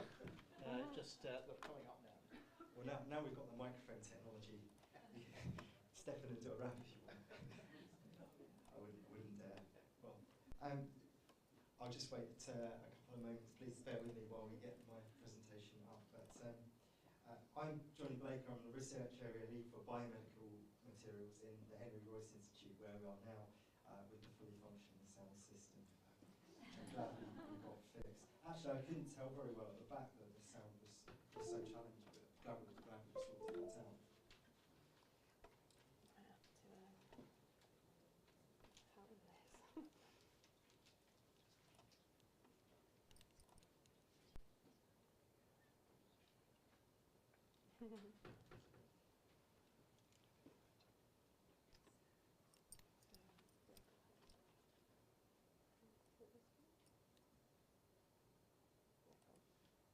It's fascinating to see what's on people's computers at the moment as well, so very interesting.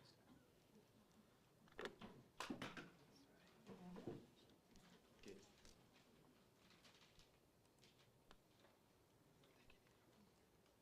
The next one, should be. That's fine. Okay. So I'm going to give a very brief overview about the biomedical materials theme and enabling facilities we've got here in this building and other buildings which is part of the Royce Institute.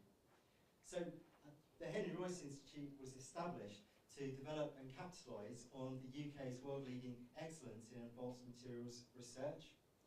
We're in fact a national institute with a regional footprint, so there are quite a lot of partners of the Royce. I'm not going to go through all of them, but you can see that it covers much of the map of the UK. We are now into Strathclyde as well, actually. We're based now at the Hub building, where we are today, at the University of Manchester, and several themes are being run out of Manchester, biomedical materials amongst them.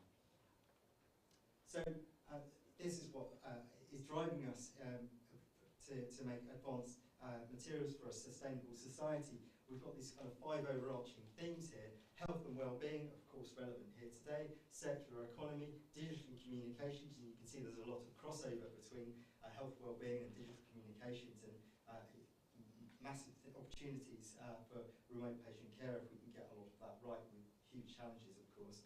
Sustainable manufacture and transition to zero carbon. So we're about now convening the research community. We've got fantastic facilities here in this building, so it's beyond just facilities and making materials and devices that can help for biomedical materials and devices. It's also about convening the community, bringing people together. So it's great to have you all here for in our MICRA event. We're also about promoting material science, engaging with the public, driving research and technology to solve our pressing problems. We've got 4 mission pillars. One of those is enabling national materials research foresighting, collaboration and strategy. Also providing access to the latest facilities and capabilities. We've got about £9 million worth of biomedical materials infrastructure that I'll mention as we go through this talk, and I'll make sure I'm sticking to time.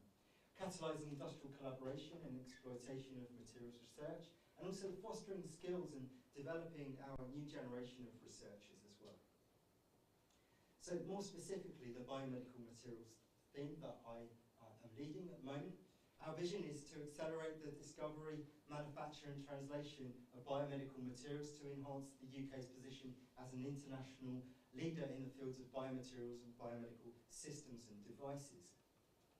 So if we look at the scale of some of the problems, globally the number of individuals aged 60 plus is projected to reach well above 1 billion by 2030. I'm sure some of my colleagues here can correct me on those exact numbers. And Royce is able to accelerate discovery, manufacture and translation of some of the materials, these materials using our national resources, expertise and state-of-the-art facilities. We're supporting a new generation of biomaterials that can actually interact better with the body and stimulate and mimic the cell tissue microenvironment. And we're aiming to help accelerate provision of accessible advanced material solutions to the healthcare sector. There are some other research areas within Royce, for example 2D materials, so graphene, phosphorine, there are lots of other 2D materials that are of course becoming ever more relevant, especially for sensors. Development of flexible electronics and even neuromorphic materials. So in Royce we have a number of different themes. So bios here, we've got advanced metals processing, so making things like 3D printed metallic implants. We do a lot of that work in conjunction with the University of Sheffield, also a Royce partner. There are others, of course, worldwide working on this. Atoms to devices, chemical materials discovery. We've got materials for demanding environments. Okay, you can think about materials that are going into deep sea and corrosion, but of course the body is a demanding environment. And okay, we've got very good hip implants, but there's a lot we can still do on coatings and making these more patient-specific, for example. And again, looking at that demanding environment. Nuclear materials, they're on the 7th floor in this building right at the top, and 2-dimensional materials. We've got these technology platforms which cut across many of the different themes in Royce, and I'll talk to some of those that are particularly relevant for biomedical materials. So here are our current research core themes. The translation of biointeractive materials to expand the applications and innovation of existing approved materials, because we have many approved materials, but they could be repurposed or looked at for making better devices. And many of the biomaterials we use, in some cases, are not really fit for purpose. There's a lot to be done to find and develop better materials that really interact better with the body.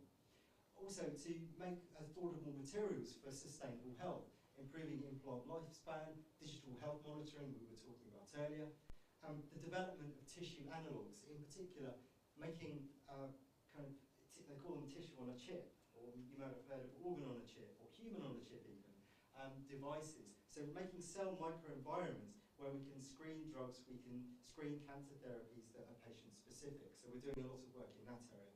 And of course, materials for a safer world. We've got one of our researchers embedded in Royce is developing virucidal materials. Of course, these will be really important going forwards.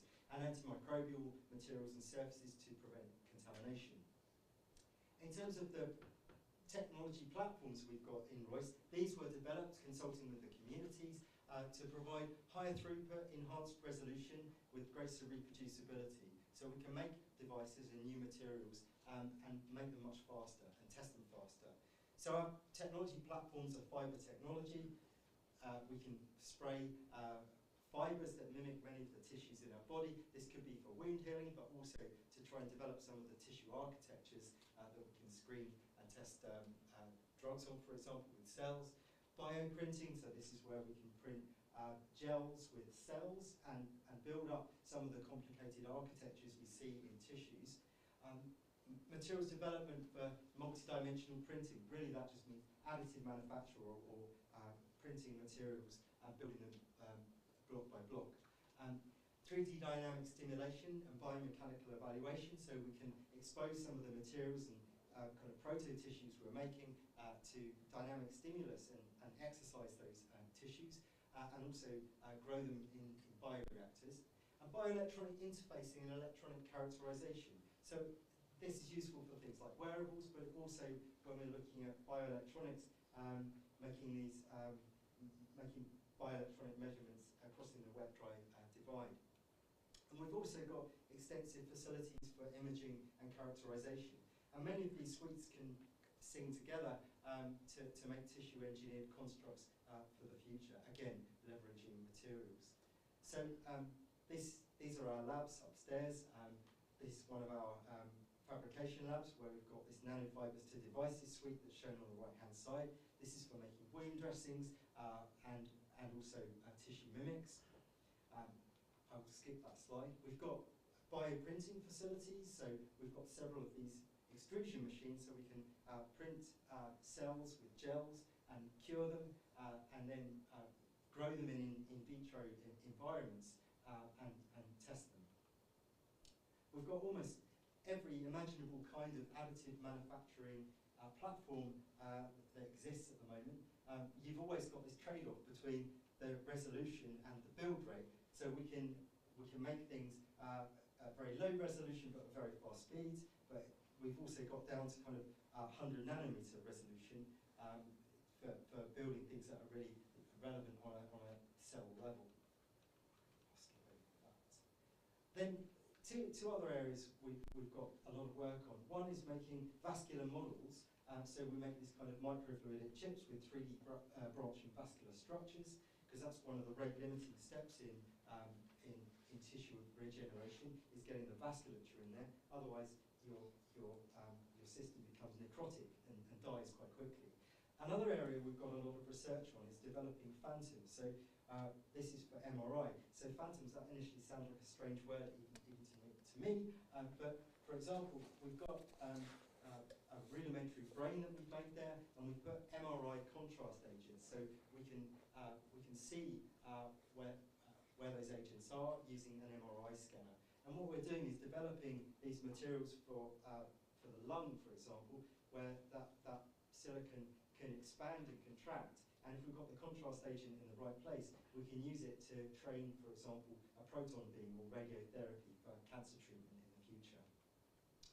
Also, we've got extensive facilities on advanced medical imaging. So for doing non-destructive imaging in situ, looking at what happens over time courses, interactions between biomaterials and cells. I think the last thing that I'm going to touch on, and I'm very conscious that we've got a break and it's very important we have some coffee and some networking. I just want to talk on very briefly on this last slide about road mapping that we're doing in Royce. So one of the things that we're doing, we've done this across several of the other themes in Royce, is working with higher education institutes, industry, and the public, and also clinicians actually, to roadmap and identify national materials challenges and a route to solving those. So for example, we've done a lot in materials for net zero, materials for end-to-end hydrogen, and now it's biomedical materials turn. There are lots of different things that we could roadmap, but this is what we've picked first. So we're going to be roadmapping bioelectronic materials for healthcare, and really over 3 areas: wearables, and we've heard some talks today about wearables and the importance of wearables. How can we get these new materials into application faster? What are the barriers? What are the regulatory hurdles? The same for getting bioelectronics materials in vivo. There are loads of bioelectronic electrically conductive materials. They've really come out of the semiconductors industry. They're not necessarily been designed to go inside the body. They don't break down. They don't degrade very well. We don't understand them very well. We can't get them to form to complex surfaces and give us good readouts for nursing, for example, over long periods of time, and also for in vitro models. So I think with that, I'm going to hand back to the chairs, and I thank you very much for your attention, and I look forward to interacting at the coffee break.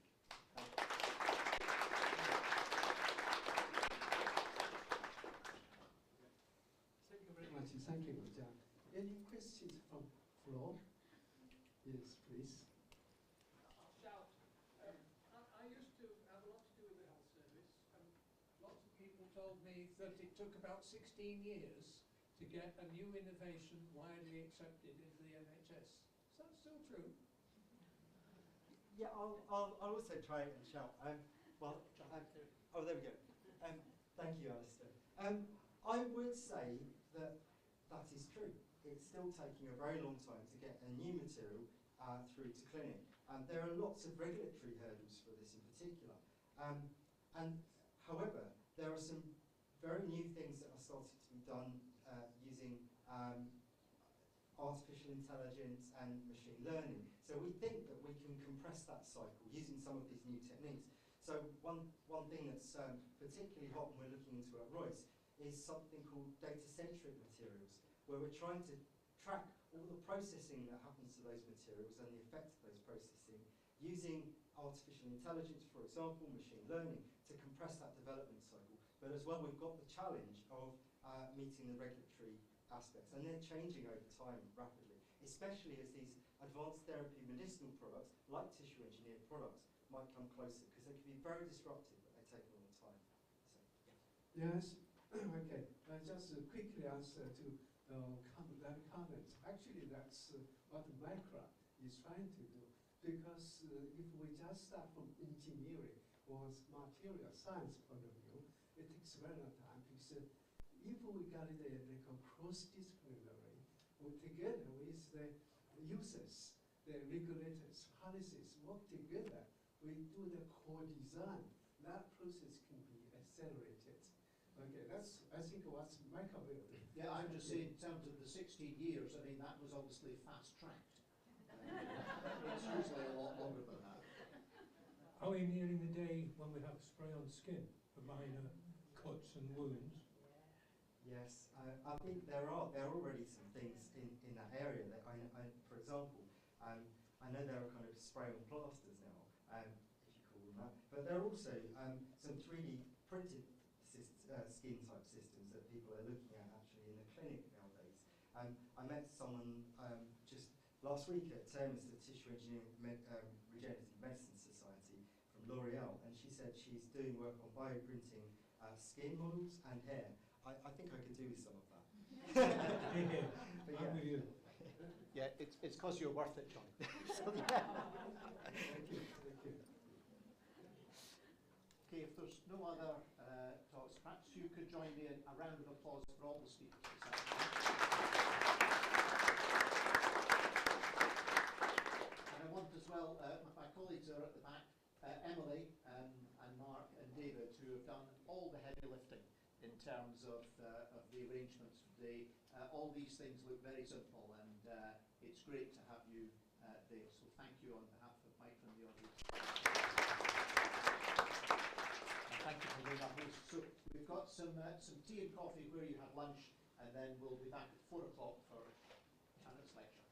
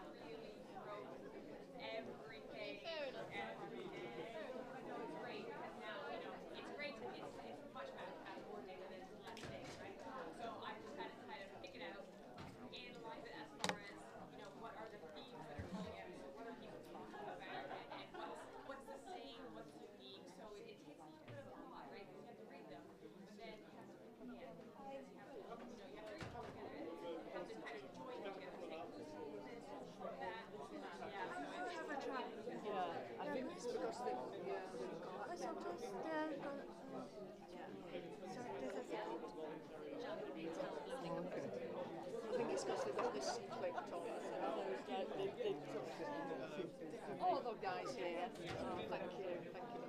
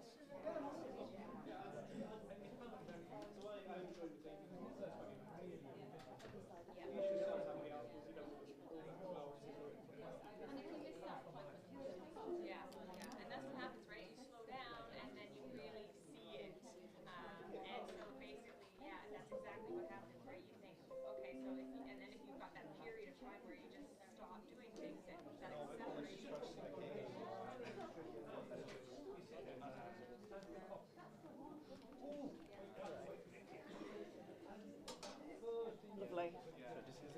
Yeah, forward, back. Has it got a laser? No. Oh, yeah, it has. Brilliant. Okay, lovely.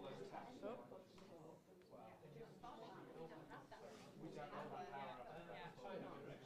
That's exactly it, right? We have to retrain our mind to... Yeah, lovely. That's great. Thank you. Yeah, right, we're all set to go now. Thank you. I know. Yeah, exactly. It is rare. It's still rare to these days that you hear a GP actually tell you to exercise when you have something wrong with you, because they, immediately, sit down, be careful, rest. Where do you draw that line? Too far. But we rarely go too far down the exercise route. You won't find too many people who are so obsessed with exercise. Yes, but there are far more people who are on the other side.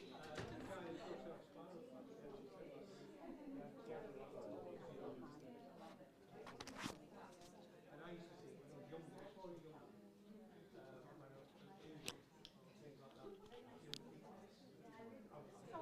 Sorting out appointments. I know, these things are really complicated.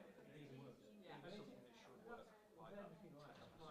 Obviously, it's always straightforward. It's sign up to work, but it doesn't work. And I think, I personally find that frustrating. Like you said, 2 or 3 times a week. If you're doing a really great session, then that will be all you need, right? Because you do need that recovery. It needs to be well thought through, well designed. No, they do not. And their recovery is very, very precise, right? So they're giving all the sorts of vitamins and minerals and infusions and sleeves, aids, and all sorts of things. It's so important that because you work at that, the higher level you work, the more important rest becomes. If you're not working too hard, you can do it every day, right? If you're just doing a few things every day, you don't need the rest. But if you're going really hard for 1 hour, you need 2 days of rest, and then you go again. So that's kind of how it goes, right? The harder you work, the more you rest. The less you rest. Yeah, it was so good to see you guys. I've seen you guys in the audience. I was like, oh, good.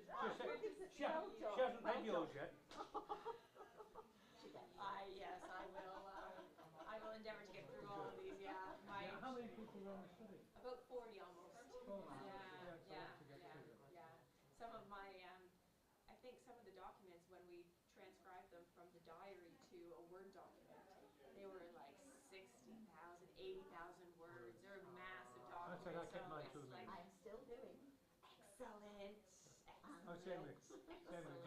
You've been able to join the gym. I'm enjoying the gym again. This is magnificent. I'm so happy to hear. I'm so happy to hear. You guys keep it up. You guys are doing great. Oh, keep it up. See you later. We'll see you soon.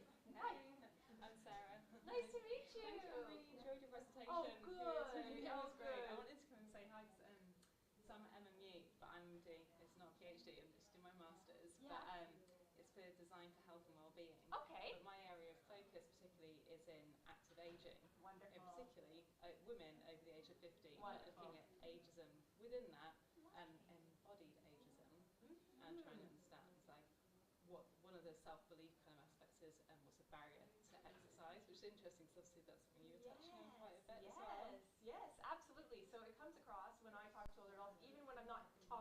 specifically about these topics, right? They'll just come up. So you can imagine just all of the ageist comments that I hear, because strength training is still taboo in so many ways. So I'm not directly asking about it, but it comes up. So I have so much. It's interesting when you're talking about like the PTs, because part of the stuff that I was looking at was with the younger generations and the kind of prescriptive ageism and these kind of assumptions you make about people. And there were some of the quotes that you were saying that how they were like, oh, I don't want to encourage like an injury or something else. And like, all these.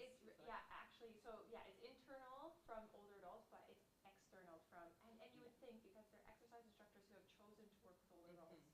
So it's like you already have, these are the populations that you've chosen to work with, and then you're chosen to exercise with them, and then you tell them these things that they can and cannot do based off their age, and it's really,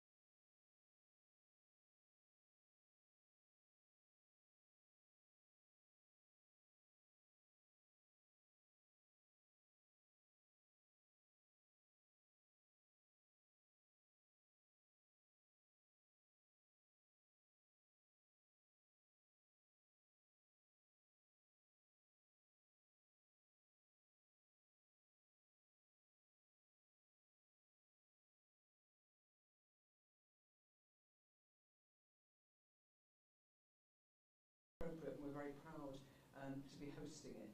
And I think it's something that we tend to, those of you who are rather younger tend not to think about it as much. I've just been with one of our major donors, and he told me that when he was 80, he felt like he was 60.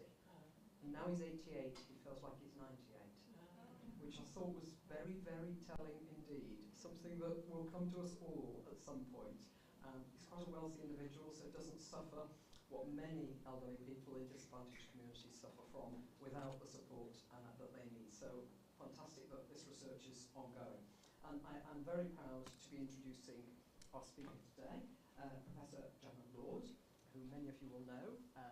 Jonna is a very respected Professor of Immune Cell Biology and Director of the MRC Arthritis Centre for Musculoskeletal Ageing Research. She is internationally renowned and is incredibly well placed to understand the mechanisms involved in understanding disease and developing new therapies. So it's interesting that it's entitled Human Aging, the Good, the Bad and the Unexpected. I'm glad it wasn't the ugly. So I don't know what the unexpected is going to be, and unfortunately I have to go and meet yet another donor straight out after this. So Alice can drop me a note, what was the unexpected? And tell me about the good as well. I'll be looking forward to the good. But I do want to say a huge thank you to Janet for coming to give this presentation, which is very welcome and very topical for all of the people who are here. So thank you, and I know you've been very busy today. Hope you enjoy the last part of this session. Thank you.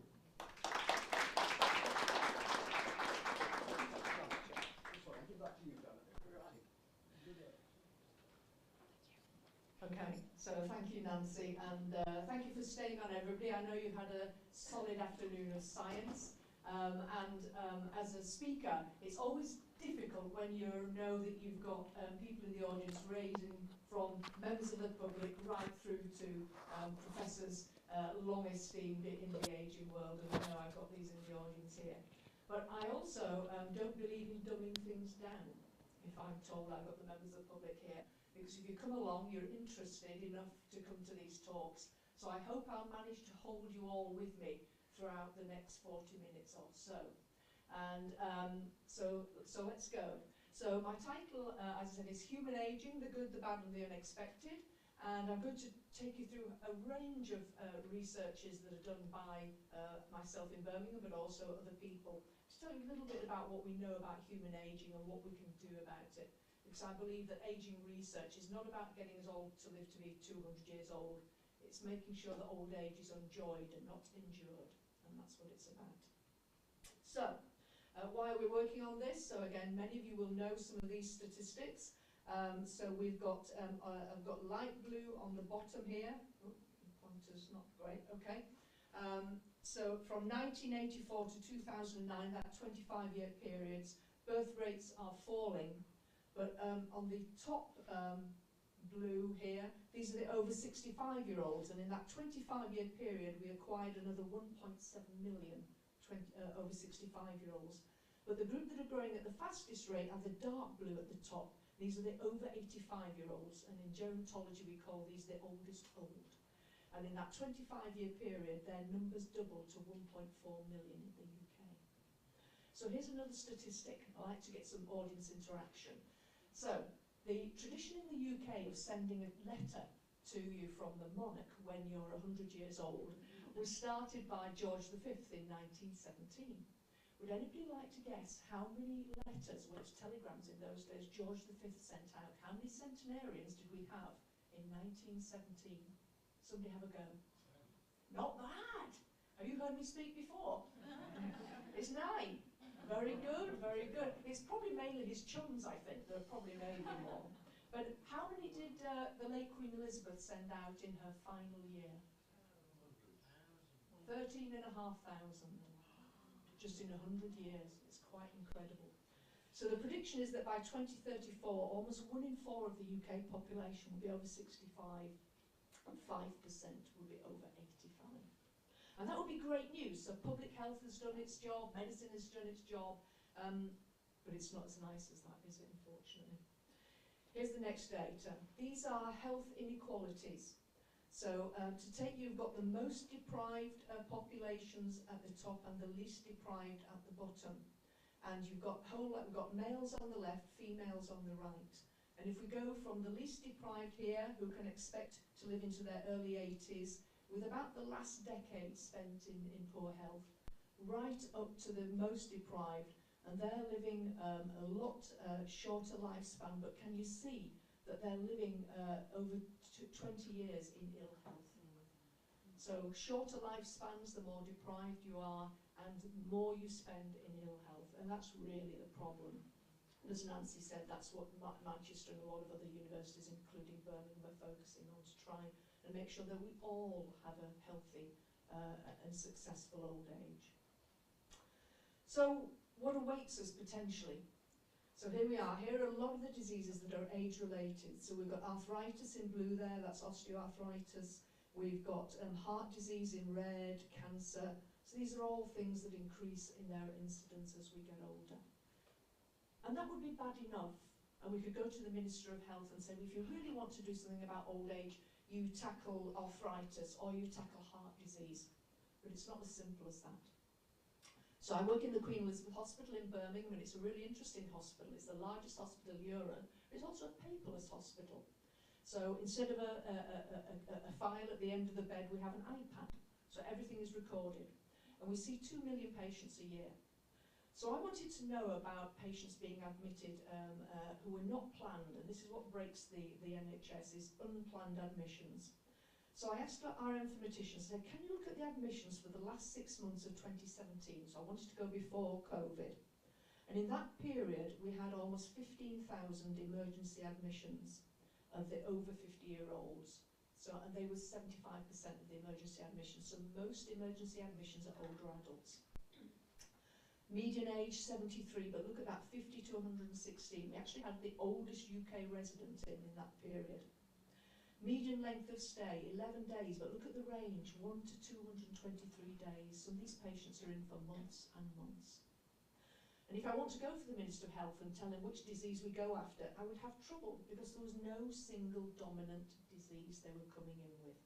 The most common were breathlessness, falls, and delirium. And what the true picture was they had several diseases.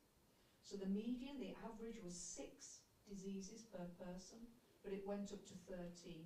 And 83% had 3 or more conditions, and 70% had 4 conditions. So we looked at the length of stay, and it was related, yes, to age, but there was a much stronger association with how many diseases they had. And I would argue that's how badly they had aged. So this is the real problem. So if you think of what we do at the moment, we've got all of these age-related diseases here, cancer, cardiovascular disease, Alzheimer's, and we research them one by one. So we research cancer, we research heart disease, and that's how we treat disease as well. So if you've got cancer, you go and see the oncologist. If you've got heart disease, you go and see the cardiologist. If you've got several of them, you've got multiple whole hospital appointments, and you've got polypharmacy, you're rattling, you've got so many drugs you're taking. But if they're all age-related and caused by ageing, why don't we just stop ageing? And at this point you think, well, Professor Lodge is clearly barking mad. But I'll hope that by the end of the lecture I'll persuade you that that's possible. And this field is called geroscience. It's saying, let's tackle ageing by looking at the biology of ageing. So what sort of things are influencing how well we age? And it's a whole range of things. So on this clock thing here, we've got adverse things on the left and good things on the right. So first of all, genetics. So it turns out, if you look at twins and things like that, that about 20% of how long you live for and how well you live is down to your genes. So pick your parents well. So if both of your parents live to be 80 years or more, you will live on average 6 years more than somebody's parents who didn't live to 80 or more. So I'm in a bad state. Neither of mine made anything like that. So there's genetics, nothing much we can do about that. Then there's the fetal environment, that's an influence. You need good nutrition, etc. while you're being developed. But by far the biggest grouping are actually lifestyle and a clean environment. So this is things like your diet, your nutrition, how much exercise that we learned from Ashley. So the good thing, it's something you can do something about. You know, it's not down to something you can't do something about. So let's think of some of the factors. So I've said it, a lot of it is down to lifestyle. And actually this increasing as living much longer is really recent.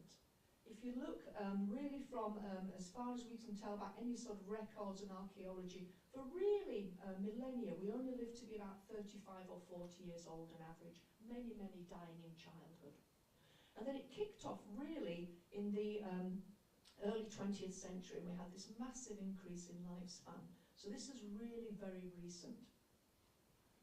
So if you think about it, there's other consequences of this. And this is complicated, but I'm going to walk you through it. So on the bottom here is the maximum lifespan. On the axis going up there is how long you can expect to live once you get to be an adult. And what I've got down here in this bottom grouping, I don't know if we've got a better pointer, anyway. So down here, these are all our nearest primate relatives. So gorillas, chimpanzees, baboons, and most of those will only live for about half of their maximum lifespan, and then once they get there, they live for about 10 years longer. So most monkeys and primates live to be about 20, 30 years old. That's how long they live for. Then look up here, this is the grouping here.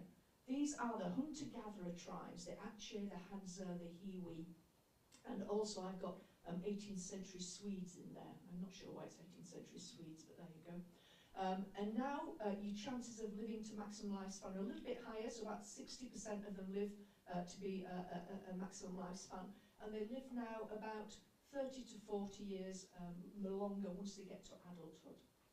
But in evolution, that has taken 5 million years to do that. And now here we are in modern day times. We've got modern Swedes and modern Japanese, so we're now, pretty well all of us can live our maximum lifespan. And now we live 60 to 70 years longer once we get to adulthood. But that's happened in 250 years. Now there's no way that evolution has managed to influence that yet. It's too quick. So essentially we are hunter-gatherers living in a modern society. And we're a largely sedentary society. So my husband's a civil engineer, and even 30 years ago when he was first working, he said, I stood all day at my drawing board, drawing sewers, as he did. He's a sewer man, likes drawing sewers. So he drew sewers. But now it's all computer programs, so he sits all day. And most of us are the same. Look, we've been sitting here all afternoon, probably aged by 5 years doing that. And food is readily available. And that wasn't the case for the hunter-gatherers. They had to go and hunt and gather, and if they didn't catch a saber-toothed tiger that day, they were fasting. So, very, very different.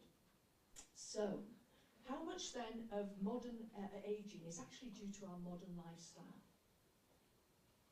So let's do diet first. These are some actually really old experiments. These started really down back in the 1930s. And this was what scientists used to do. There was a thing called caloric restriction. What they do is they get the animal to eat 30% less, not by choice of course, they just give it 30% less food. That's called caloric restriction. And then they looked at how long they lived for. And essentially, so we've got the bottom graph here, and basically all of these species is what they've done. Everything from C. elegans, that's a little ground worm, through to Drosophila, fruit flies, and mice. And what you do is here, so here's C. elegans here, and this is the survival curve. So here's 100% survival, and they die bit by bit by bit. So most of them are dead by about 4 weeks. So this little worm lives for about 4 weeks. But if it eats 30% less, it lives for a week longer. And you get the same for Drosophila, and you get the same for mice. So if they eat less food, less calories, they live for about 25% longer. And you say, well, that's wonderful, Professor Lord, but that's flies, and that's worms, and that's mice. Is it true for anything a bit more advanced? So these are studies in macaque monkeys. And macaques live to be about 40 years old. And this guy here, by now in this experiment, they're 33 years old. So half of the monkeys ate whatever they liked, and the other half, they had their calories reduced by 30%. Look at the guy on the left. This is the control monkey. He's eating whatever he likes. And you probably can't see from there, but he's got cataracts. He's lost most of his teeth.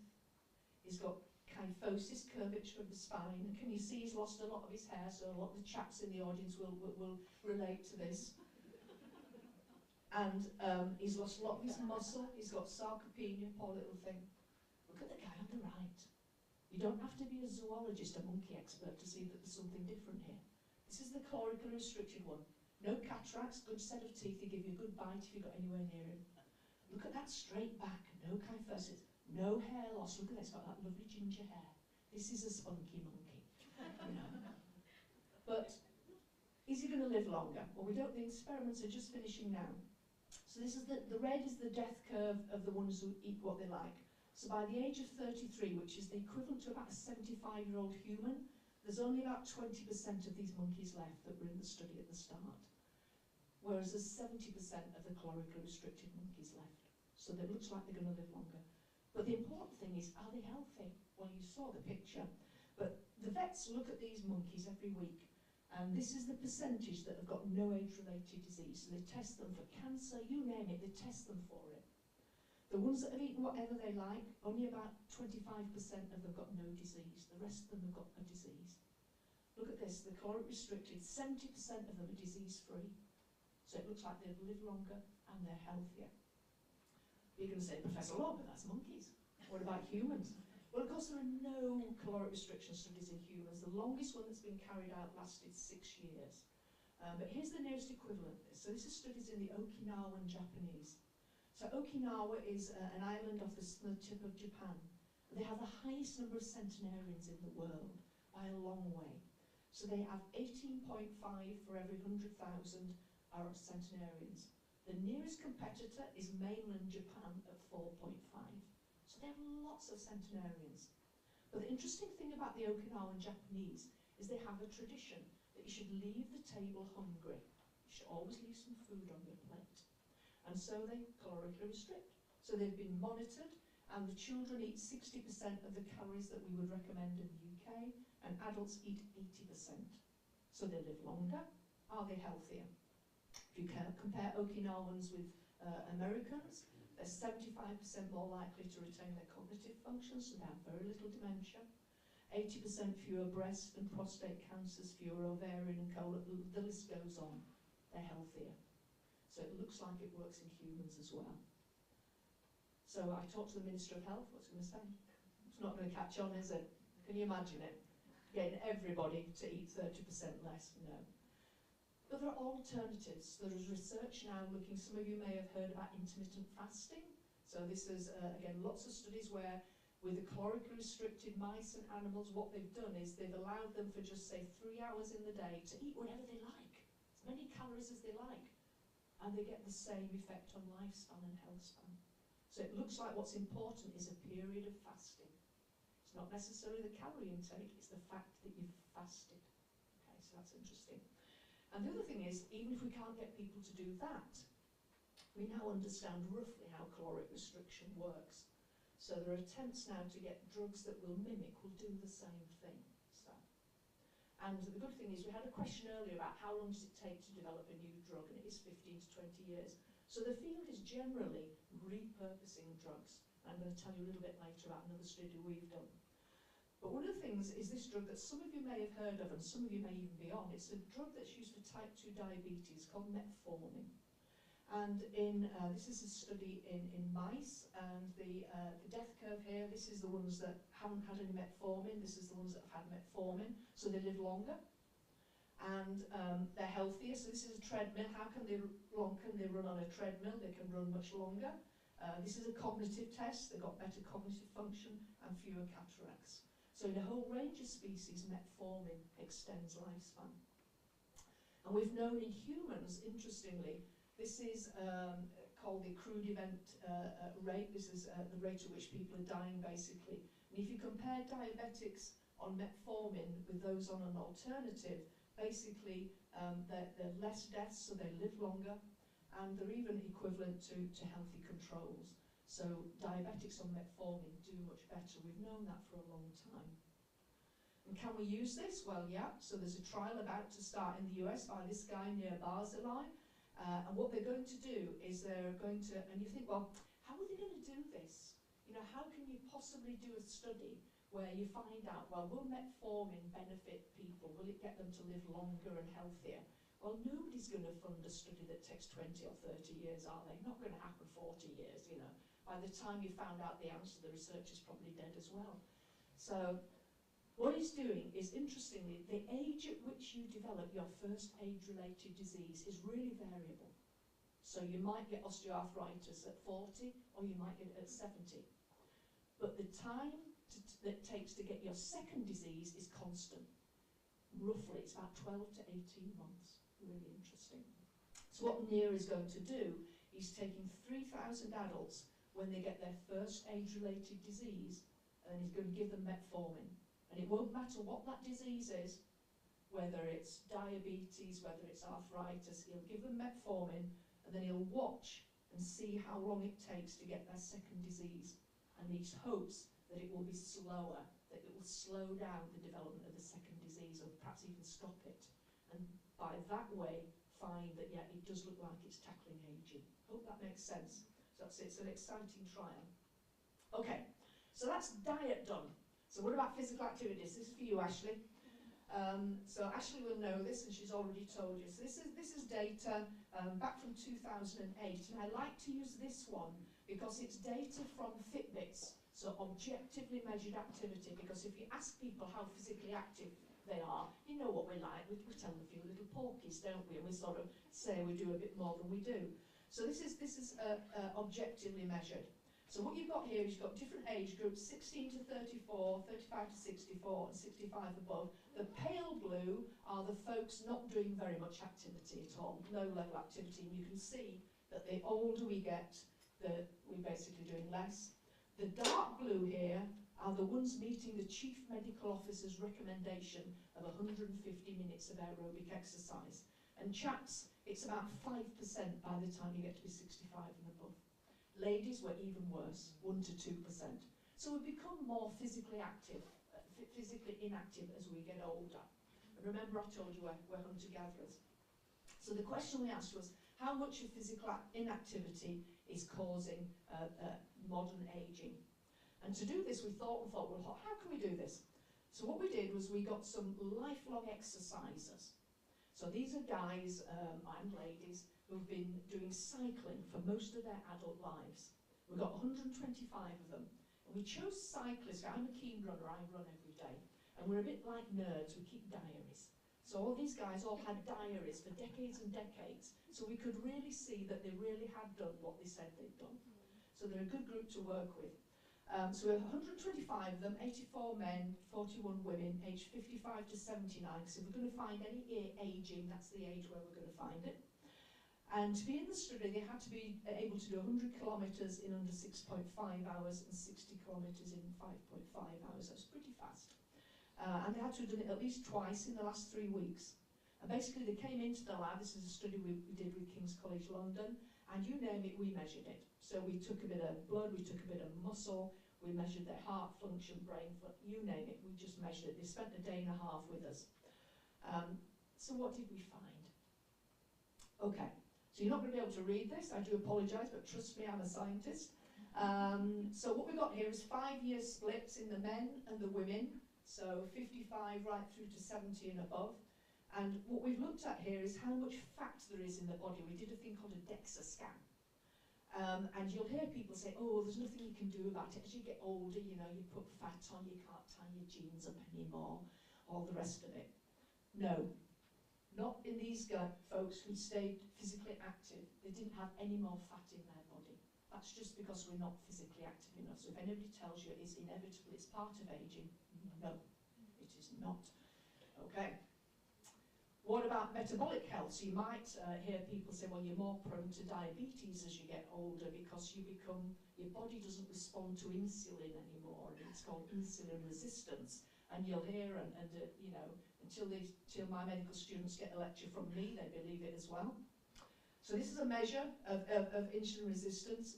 Nope, does not change from 55 to 79 in these cyclists. That is not being active enough. So also not intrinsic aging. Okay.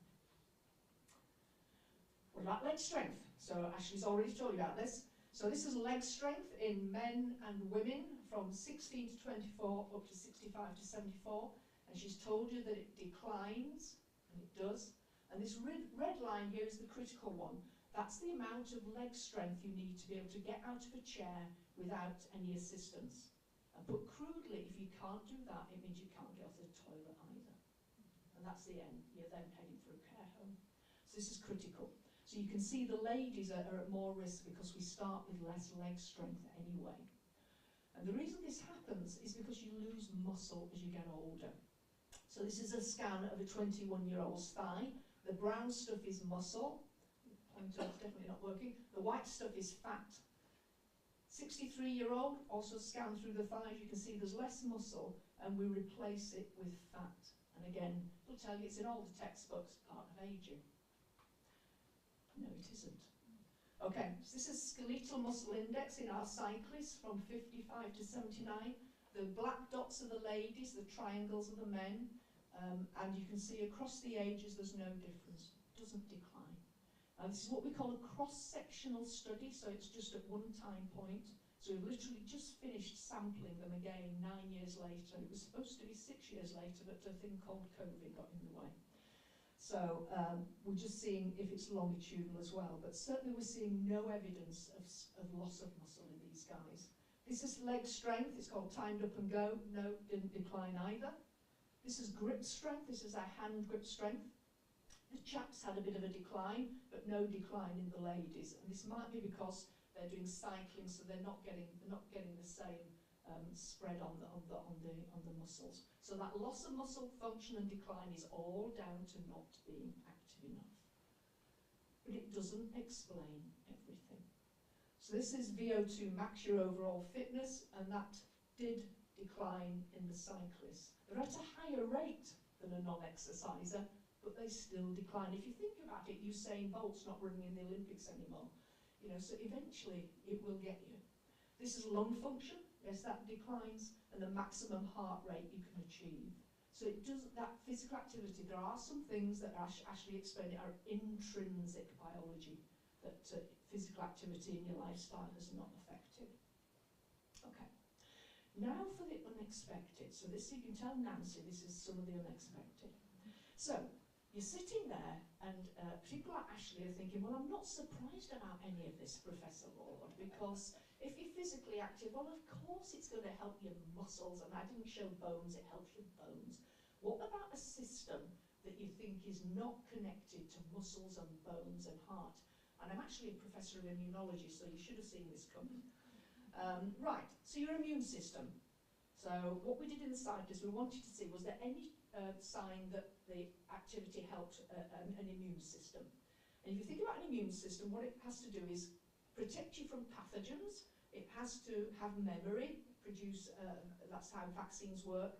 It also has got to get rid of damaged cells, and it must do that without damaging self. So what's evidence that your immune system normally ages? Well, COVID is a really good example. Remember I said the immune system has to protect you. Now there's a lot of numbers here, but I'm going to walk you through it.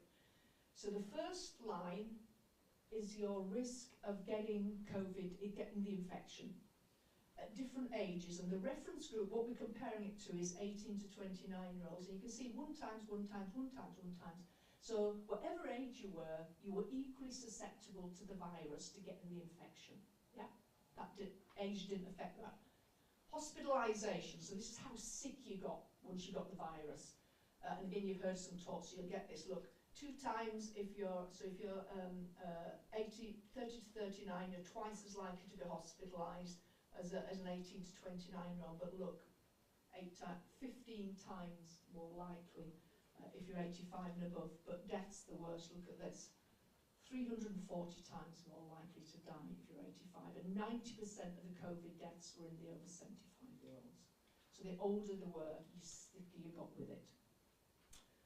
But why is that? So this is what I call Immunology 101. This is the basics. Okay, so I'm going to focus on one bit of the immune system, which is called your adaptive immune system. It's the one that makes memory and helps you to, when you see an infection the second time, you react better to it. So you produce a thing called a T cell. It's made in the thymus, which sits just above your heart. That's why it's called a T cell. You also have ones made in the bone marrow, and they're called B cells. Immunologists, we like to keep things simple. So it's produced in your thymus. It's released, it goes around your body all the time. And the thing about T cells is each T cell only recognizes one infection. So you don't have many of them. So when it meets its partner, it has to reproduce like crazy, because there's only a couple of these for every different infection. reproduce, reproduce, and this takes about 2 weeks. So this is slow. So do you remember when you got your COVID vaccine and said you're not protected for about 2 weeks? Well, this is why. The T cells have to reproduce like crazy, but if you've got an infection, what happens is they then fight the infection and control it, and then most of them will die. Because if they didn't die off, you'd be the size of a sumo wrestler by the time you were 5. So, but some of them stay alive, and they're called memory, and they live in your lymph glands. So you've heard of lymph glands and lymph nodes. So that when you meet that infection again, then you're protected, and this doesn't take 2 weeks anymore, it just takes a day or so. So that's why you're protected. So that's immunology. So what happens in the older adult? Why is the older adult so much more going to be sicker when they get an infection? Well, the first thing is, the bit of your body that ages soonest is the thymus. Starts to age really from about 25 to 30. So some of you in the audience will already have experienced this. So I'll take you through this. So this is an MRI scan through the chest of a 79-year-old and a 26-year-old done by one of our students, joint with Nottingham. And what you can see in the 26-year-old, so this is that's the heart, this is the thymus sitting just on top of it. And the colour is how much fat there is in the thymus. So the more yellow there is, the more fat there is in your thymus. Look at the 79-year-old, can you see that it's almost entirely yellow? So what happens is your thymus, as you get older, becomes full of fat. And that means it can't make those T cells anymore. So we can actually recognise the T cells in the blood by a thing called a TREC. And here's different ages going down, males and females. By the time you get to 65, you've only got about 3% of your thymus left. The rest of it is all fat. I always talk, when I talk to cardiac surgeons, they say whenever they open a rib cage, they can tell you how old it is straight away for how much fat there is in the thymus. So that's one of the reasons you don't make as many of these T cells that you need to fight a new infection or to respond to a vaccination as you get older. So what about our cyclists? And this is the unexpected. So this is one of the measures of those new T cells.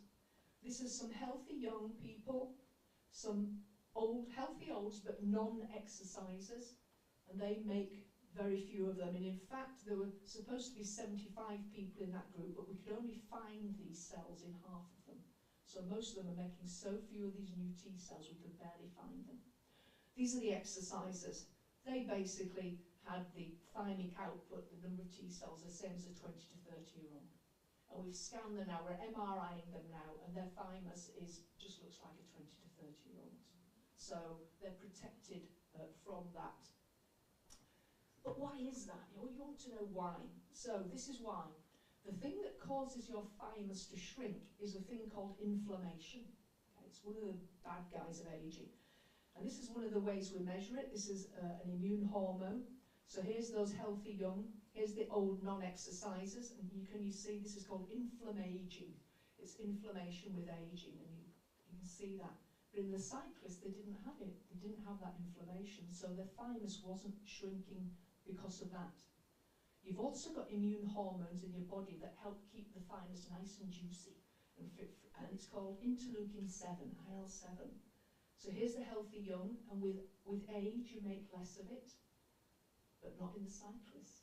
So they didn't have the hormone that causes it to shrink, but they did have the hormone that keeps it nice and healthy. Now, can any of you in the audience guess which organ in the body makes IL-7? We've got a lot more of it in the cyclists. Good guess, but no. No. Ashley, come on.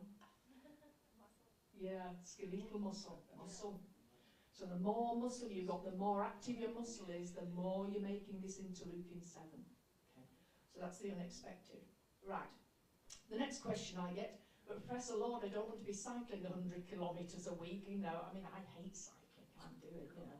So how little do I need to do is the one I get asked. So what we did was, I thought, well, let's count the steps a day that people do and measure how much of this bad inflammation they've got. And I thought, these Fitbits, they're just, you know, the number of 10,000 steps a day, you're all trying to do it, but where did that number come from? It was made up by the company that made the Fitbits. You know, there's no evidence base it worked. So I thought, let's count and see how many counts. And this is in a lovely group called the Birmingham 1,000 Elders. There's over 650 of them who helped me with my research, and they're all healthy older adults. So they all wore, well, not all of them, 200 wore a Fitbit for me. What did I find out? So, if they were doing 3,000 steps a day or less, this is the amount of inflammation they got. They had the highest level. These guys have probably got no thymus left. Okay? If they were doing 5,000 to 7,000, they had a good drop. And below me, if they were doing 10,000 or more, they had the lowest level. So the people who made it up did have something to go with. So I always say to the elders, whatever count you're doing, try and do more. And you'll bring that inflammation down and help your thymus. Okay. Right. So this is all about lifestyle and things, but what if we just can't get people to do more exercise and eat less, you know, are there drugs that we can do? Okay, so luckily we do now understand roughly what causes aging at a biological level. And it's about 11 different processes that work together and cause you to age. And I'm going to tell you just about this one here, cellular senescence. And this means an old cell in the body.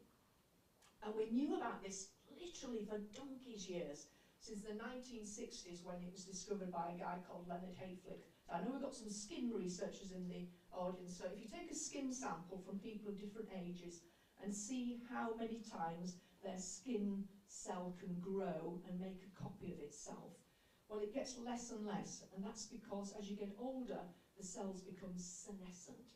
They're basically old cells in the body. And unfortunately, those old cells don't just disappear, they hang around, and they're pro-inflammatory. They're one of the things that make that inflammation. And they degrade the tissue around. So we heard about picking your skin up and it will flop back. Well, the one reason it doesn't flop back is because of those senescent cells. They make the area more rigid. Okay. And for donkey's years, like I said, we knew that you had more of them as you get older, but that's just associative data. It doesn't mean it's caused aging. It could be just a byproduct. Until this wonderful experiment. So this was done by a guy called Darren Baker in the Mayo in the US. And he genetically engineered a mouse that every time a senescent cell was produced, it got killed and removed. So here's an old mouse in his study that hasn't had its senescent cells removed. You can see it's got kyphosis of the spine, it's got cataracts, it's lost its muscle. It's an old mouse, you know. This is the sort of thing you might find in your garden if your cat's had it. And this is the one that's got its senescent cells removed. Can you see how healthy it looks? No sarcopenia, you know, this is a healthy mouse. So you knock the senescent cells out and they live longer and they live healthier. So that's the kyphosis, that next to no kyphosis. This is changes in the muscle. They don't have changes in the muscle, and the cataracts develop later. But of course we can't go around genetically manipulating human beings so that they kill their senescent cells. So can we use drugs? Well, yes we can. So there are drugs that will kill senescent cells, and they're called senolytics.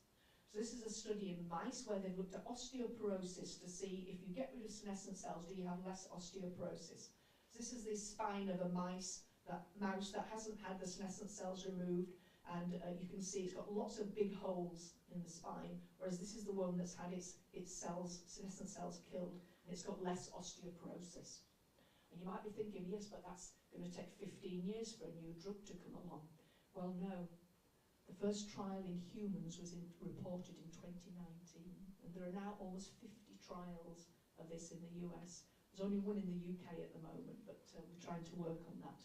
So this was a study in a disease called idiopathic pulmonary fibrosis. It's a lung condition. It's really serious.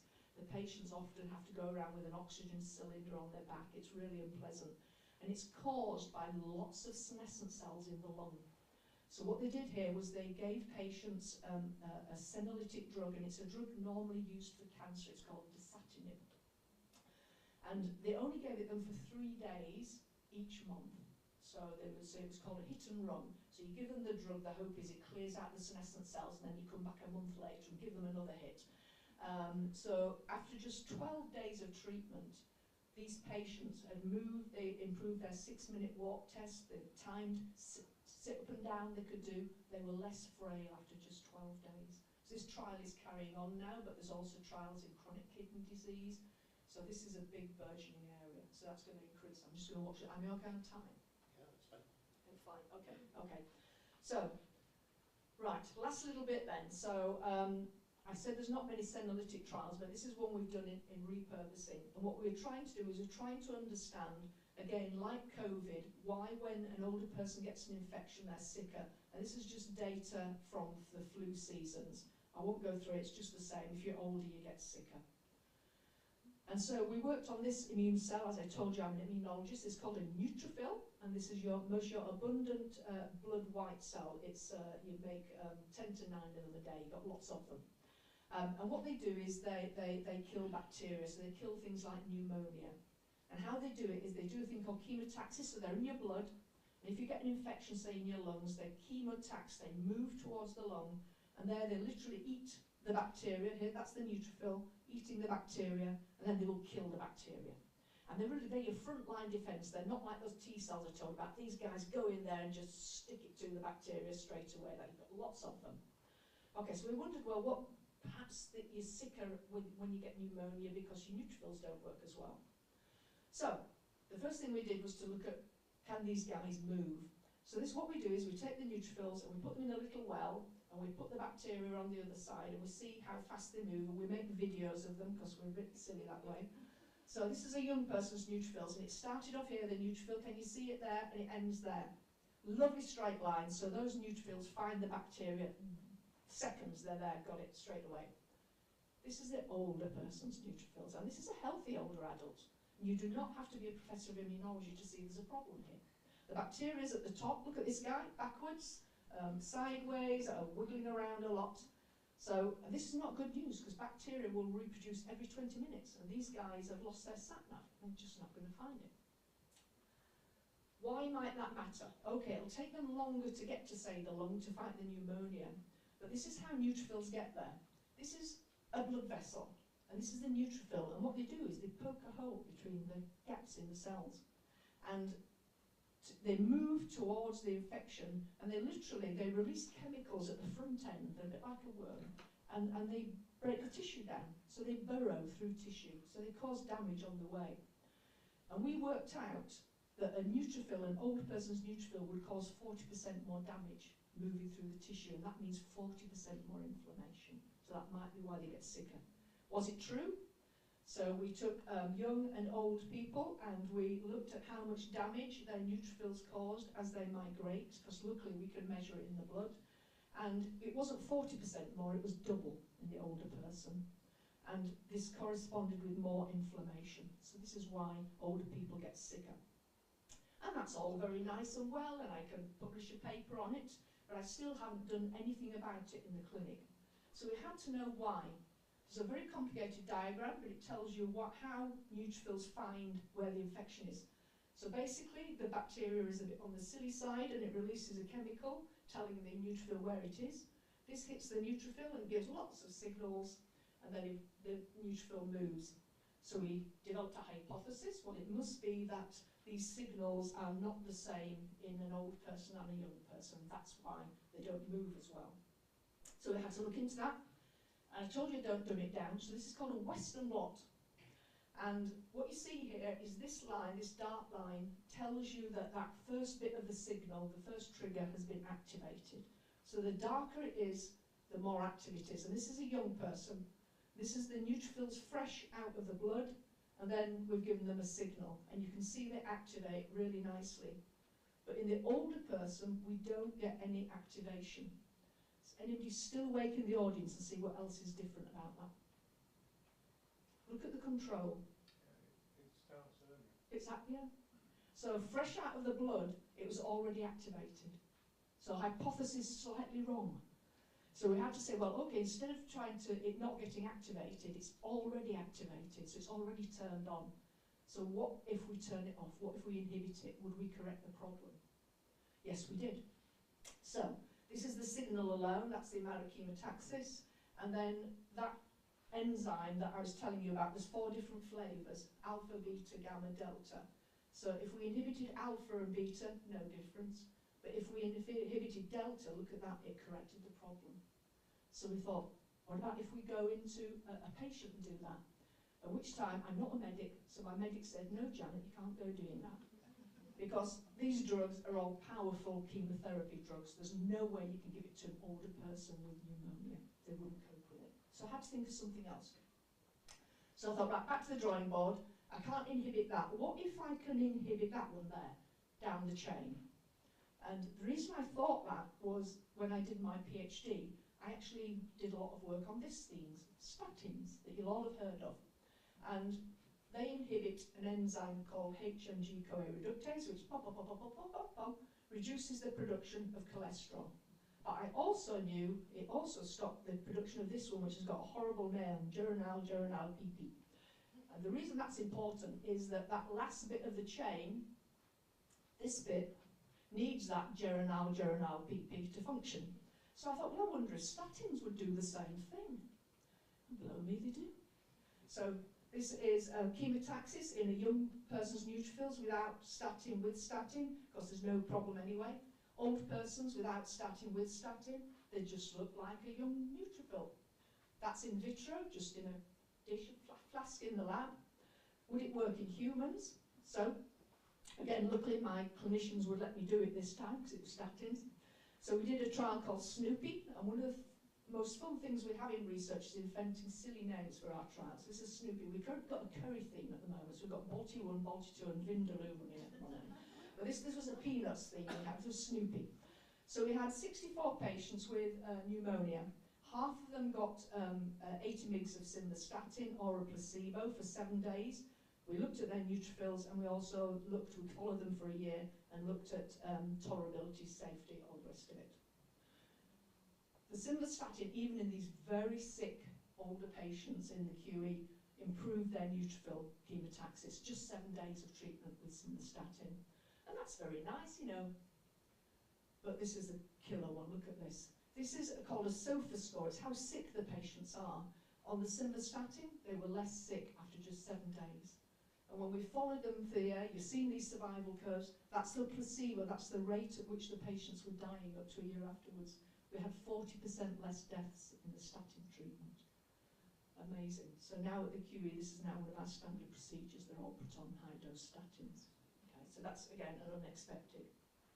Last little bit. Have we got time for just a few more slides? Right, cognitive functions. I know lots of people are interested in cognitive function. And I know I've got some epidemiologists in the audience, so this is one of my favourite cohorts. So, you'll have seen lots of things in the media about how to maintain cognitive function as you're ageing. But the problem with a lot of these studies are these cross-sectional studies. So they'll take 1,000 75-year-olds and ask them, what do you eat, and do you do crossword puzzles and all the rest of it, and then they'll do an IQ test on them or a cognitive test and see who's cleverer and who's got better cognitive function. But that doesn't tell you what they were like when they were younger. It doesn't tell you if they've retained their cognitive function, because you don't know what the start point was. So, I'm going to test you, right? So, who thinks that eating more oily fish or taking omega fish oil supplements will help them to keep their cognitive function? Put your hand up if you think that's true. Yeah, we've got a couple of votes for that. Yeah, yeah. Crossword puzzles, doing crossword puzzles or reading a lot. Yeah, a few for that as well. Doing more physical activity. Come on, Ashley, put your hand up. Oh, yeah, got big votes for that one. Drinking in moderation. So this is 1 to 14 units per week. Yeah, a lot of votes for that. Yeah, you're hoping, aren't you? You're hoping on that one. Speaking 2 languages fluently. A few on that one. Not smoking. Yeah, good one. Yeah, okay. So, this study, which some of the audience will know about, is called the Lothian Birth Cohort. This is quite amazing. So this was discovered by a guy called Ian Deary at Edinburgh. And in 1938, the Scottish government, for some reason, decided that children were becoming a bit more stupid. So they decided they would test their IQs to try to understand what was going on. So every 11-year-old on June the 1st in 1938, they were all brought into the school hall and they did an IQ test, cognitive function test. And they recorded, you know, what the mums and dads did for a job, as much data they could about them. And then 1939, the war came along. So all these ledgers were down in the basement of the Department for Health in Edinburgh, and they were forgotten for almost 60 years. And then Ian Deary, actually his wife, found them and realised he got gold dust here. Because if he could get these people back and test their cognitive function again, and then ask them all about the lifestyle, he could find out what really did protect your cognitive function. So here's the answers, guys. Eating more oily fish, no, didn't make a difference. That's people who read the right newspapers and watch the telly, say, I better eat some more oily fish. No, wasn't a factor. Crossword puzzles, no, wasn't a factor. No. More physical activity, yay! That was one. Drinking moderation, no, you can drink your wine, no, it wasn't a factor. Speaking two languages, yes, it was, but the big one was not smoking. That was the big one, yeah. So, top tips then. Another study by a lady called Katie Core. This is in a big cohort called Epic Norfolk, and she looked at the survival curves for people and looked at their different lifestyles. And these are the this is the worst one. You don't want to be in that group. You want to be in that group, okay. So, basically there were top 4 things. So you can give yourself a point for each of these things. So if you're a non-smoker, give yourself a point. If you have moderate alcohol intake, so 1 to 14 units a week, another point. You don't drink, you don't get the point, sorry. It had to be at least 1 unit. No, sorry, teetotal, no, no. Physically active, that's meeting those 150 minutes of exercise a week, a point. And if you have 5 portions of fruit or veg a day, another point. So you get basically 3.5 years for each point. Yeah. So if you've only got 3, try and get 4. That's my target for you. So people who scored 4 points, that's the guys up here. They lived for 14 years more than one who got no points. So that's my top tips, and I'll finish on that. And thank the wonderful people. It's all these guys who do it all, and the funders, and the 1,000 elders, of course. And I'll take questions.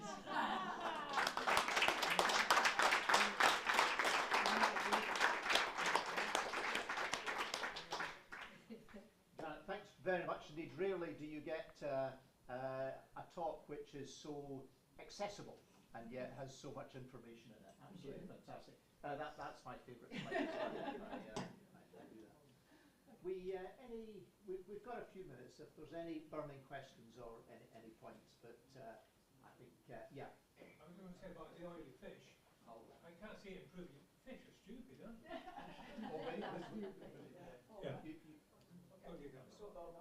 Yeah, I always thought that it was for your joints and yes, your digestive system. Yeah, so very good for your heart. So that's where the data is. So for heart, and it's some of the oils that are good for the joint. Okay, but yeah. So, but not for cognitive function. Doesn't look like. Yeah, good. So I like podcasts. I got really into Tim Spector's podcasts over the COVID point, and so I was looking at Zoe study outputs and how they've focused on time-restricted eating, fasting, citing a lot of that you've just said, but they've sort of moved away from caloric restriction and said it's more about your sugar intake and the glucose spiking. I was just wondering if you'd also looked at that as well. Yeah, so we haven't done that, but there's been, it's a really good question. So anytime you have a carbohydrate in, so some of my colleagues in the dental school have measured in saliva the amount of inflammation, and literally within minutes the inflammation goes up. So any carb you take in, particularly refined sugars, will elevate inflammation very quickly. It's temporary, it goes down after about an hour to 2 hours, but you get a spike in inflammation. But yeah, on the caloric restriction, there's the amount of fasting time that seems to matter, but also what you eat. So again, in mice and worms and flies, work at your place, UCL, by Linda Partridge and David Gems. What they've done is they've adjusted, say, the protein in. So it looks like protein's a big driver of it. So and they can even get it down to single amino acids. So if they drop methionine out of the diet or reduce it, the flies live longer. So we don't know if it's true for humans, but they've done it certainly right up to mice, and it's not the same amino acid each time. But it looks like protein is a driver. So keeping your protein low. You need enough to muscle, of course, and don't drop it all together. Yeah, so on that, right? Yeah. Living longer, but sarcopenia, right? No, it's really, so it's a really good point. So there's always a big fear about, particularly older adults, if we get them to eat a lot less or to do intermittent fasting, will they lose their leg muscle? I had a sliding on this and I took it out for time. But no, it doesn't. We've only been done in mouse so far. The human studies are still ongoing. But they've shown, as long as they do exercise the mice, that the ones who've done the intermittent fasting don't lose muscle. It's the caloric restriction that it's the problem with. If you do the caloric restriction, then they do lose muscle. But in the intermittent fasting, they don't lose muscle. Amazing, thank you so much. Yeah. Gentleman at the back there. Thank you. That was one of the best talks I've heard in years. It was great. Thank you. But why doesn't everybody know this? Because much of what you were saying wasn't all that complicated, and we don't all need to understand how you got to those conclusions, but not many people know this. No, I think you're right. I mean, you know, there needs to be, and it's come up several times about education, letting people know. So I think once people know this, then it's easy to take on board. You know, if you don't, you know, even, you know, with the exercising, you know, even I always say to older adults who I do a lot of work with, just do more than you're doing now. The 4 points thing, if you've got 2 points, try and get 3, just little steps, then it's not insurmountable and it doesn't look like a mountain. But yeah, it's just down to education and trying to get more out as we can. We've tried that with dementia. We've tried that a lot with dementia and dementia prevention, and it's interesting. You can give people the information, but you know, it's going that extra step. My only contribution was to say a glass of wine a day prevents dementia, a bottle of wine a day gives you dementia. So it's that, you know, people know it but choose not to do it, and that's the big difference, the big lift. And we're doing what we can. I mean, you know, one of the best ways is to try and get on media. And we've been really fortunate, so I've just done a programme with Michael Mosley. I don't know when it's going to air, but that's all about the thymus. The data I've shown you is in that television programme. And I did one a few years ago, you may have seen it with Angela Rippon, how to have a health, I can't remember what it was called, how to live long or something like that.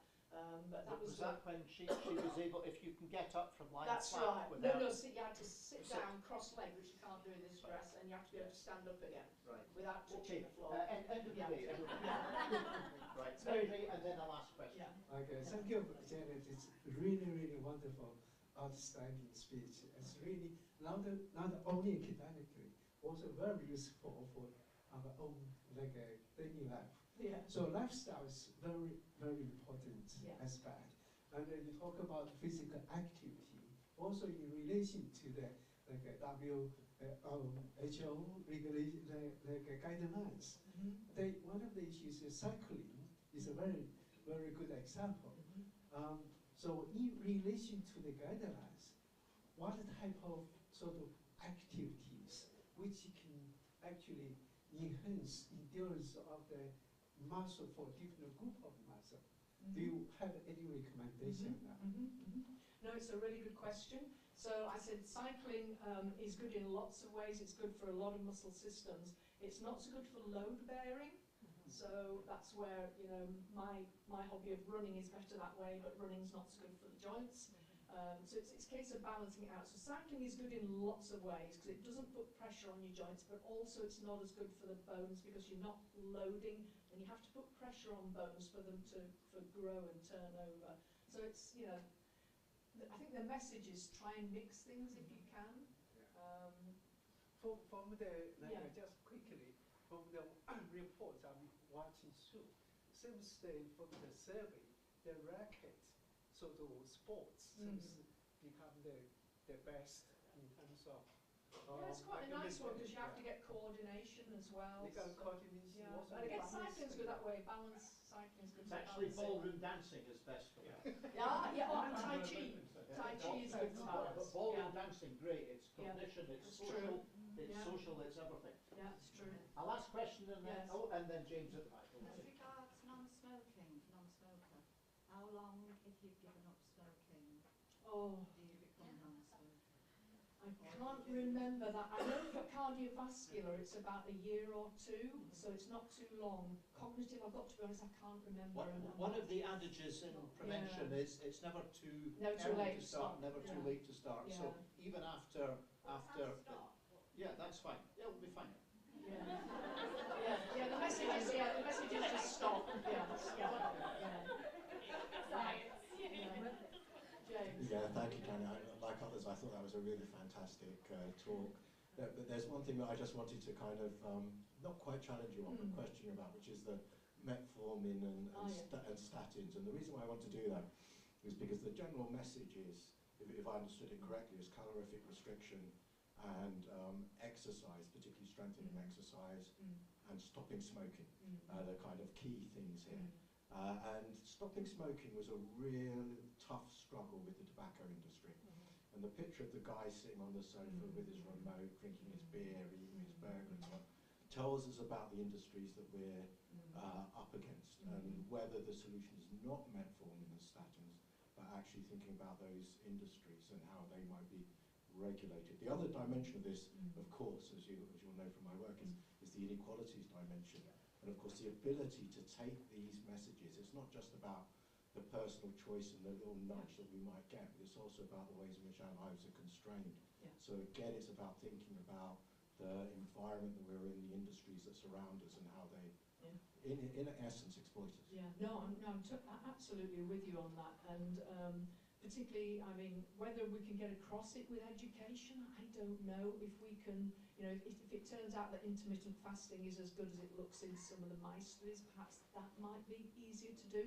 But as you say, combating it that with the fizzy drinks and all the rest of it, and the food that's cheaper, you know, the ready-made stuff, which is just not good for you. Yeah, no, I'm totally with you. It's not a challenge at all. I'm absolutely. But in a sense, how we do it, and this gentleman's point, why don't people know this? Yeah, but it's trying to get. I think trying to get a message that's palatable, because it's perhaps doable, and it might be little steps to get there. But Janet, if you said to the guy on the sofa, you can stop doing all these things or continue to do them and take a pill, what do you think he's going to do? And so that's the challenge. I mean, it's the corporation. So I think the challenge is actually to regulate those industries the way we regulated them. It took a generation. But then there's education again, isn't it? I can't remember who one of these chefs was talking about, you know, inability of a lot of people to even cook, you know, with fresh vegetables. So it's education, I think, at all sorts of levels, as well as, you know, trying to get the industries who are not helping. Great. Okay. Well, it's unanimous. One of the best lectures we've ever held. Thank you very much.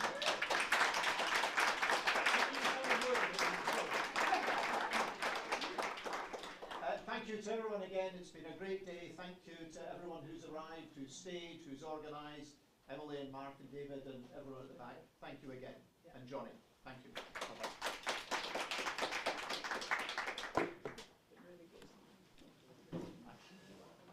Thanks very much, Janet. Oh, thank you. Great. Yeah, nice to see you again. Can I just say with you, because I don't want to seem too stupid. What would you think? Janet, I have to slip away. Wonderful. Okay, no problem. Thanks. See you soon. What would you define as an age-related disease? Yes. No problem. Lovely to see you. So diabetes, cancer, heart disease, osteoporosis. I didn't have them all on the list. They're all in there. Dementia, pressure, they're all in there.